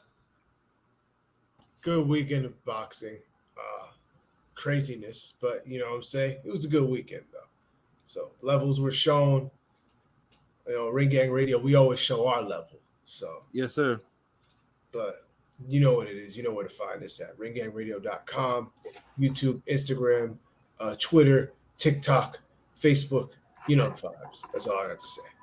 Yes, sir. Pilot, your final thoughts? I don't got much, followed by what they said. I think this week of boxing had a couple special performances. Going to be remembered as all-time ass whoopings against the nemesis. I guess I don't know if one can fall anyway, but Bud Crawford, Bud Spence. But you know what it is. Ring Gang Radio. You know where to check us out at. I don't got much. Get some sleep and have a good week, everybody. Yes, sir. LB. Oh man, great.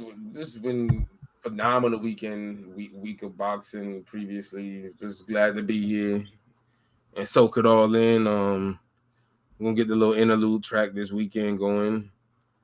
Watch that, and then we back to business with next week because these niggas done told me them 3 fights. It's like you got each fight just sound better than the last. Like Word. that's love. That's what's up. Like that's boxing. One thing I do disagree with these chat niggas is nah. Women's boxing fights are better than UFC women's fights, nigga. But UFC women's fights are good. I ain't gonna shit on them. They good. Yeah, they absolutely are. Sure. Yeah, they're great, but like 2 broads throwing hands, like it just like come on, man. Like, it's nothing better than that shit, nigga. Like exactly. It is the women just be so ferocious. So when they do everything, that shit look crazier than when the dudes do it. So, but yeah, that might be a Twitter poll later. Who got better fights? Women boxers or women UFC fight? I need to see what's good. But yeah, great week. Appreciate everybody in the chat coming through. Salute everybody, all the new niggas, old niggas, everybody who's gonna listen to it on the Podomatic and Spotify, all that shit around the world. We appreciate it. We'll be back Thursday, more than likely Thursday, with another might be ranting, might do hip hop. I don't really know at this moment. We'll probably figure it out by tomorrow. Of course. Just make sure you follow us on Twitter and shit. Salute. We got 1,000 followers Twitter, now. yeah. I was like, it took a motherfucking wild shit. You know what I'm saying? Like, I think salute. it was a whole team effort. Everyone did their part to get at least to get it to that. You know what I'm saying? Because it was like I still remember when that number was type low, like real low. You know what I'm saying? So. Yeah, damn, it took a minute. Oh man, especially that we're not gimmicky like that either. So gimmicky niggas be on some, they be doing shit takes and niggas when niggas follow them just so they can get shit wrong. Like we don't do that here. And we don't let King P run it enough where he does his like his argument takes. Yeah. He's like, yo, who runs a fucking ring game, son? Like, I don't like that nigga. Then niggas be targeting y'all at fights. Mm-hmm. I don't want niggas to try to fuck with Pilot thinking he did some shit. King Right? P did. Like, fuck it, you light skin anyway, nigga. but nah, man, it's great. Hopefully we unlock Clanarchy. I'm gonna have to hit him up like, hey nigga, in a screenshot. This your word, nigga. Right. You said we get 1,000. You joined us on Twitter, so it's gonna be a wrap, man. So hell yeah.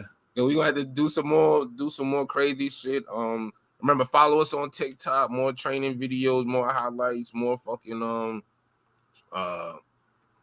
animation and shit. We still got that pump gonna come through on that. So all the little shit you just seen was just little highlights, little clips. So just remember that just keep fucking with us, man. It's Ring Gang forever. Yeah, Ring Gang forever. Yeah, like I said, the only thing I got to add on is, man, just follow us everywhere. Like I said, especially on our website and our YouTube, man. Like I said, as I always say before, man, you just got to, you listen, like, comment, subscribe, and tell your friends to do the same, and we can all be friends. And if you see the banner scrolling, if you want to donate to Ring Gang Radio, our PayPal is right there. And salute to the people that have donated in the past for us. We appreciate it, very much and everything like that. So yeah, man, we just got some shit for y'all, coming down the pipe because that's what we do.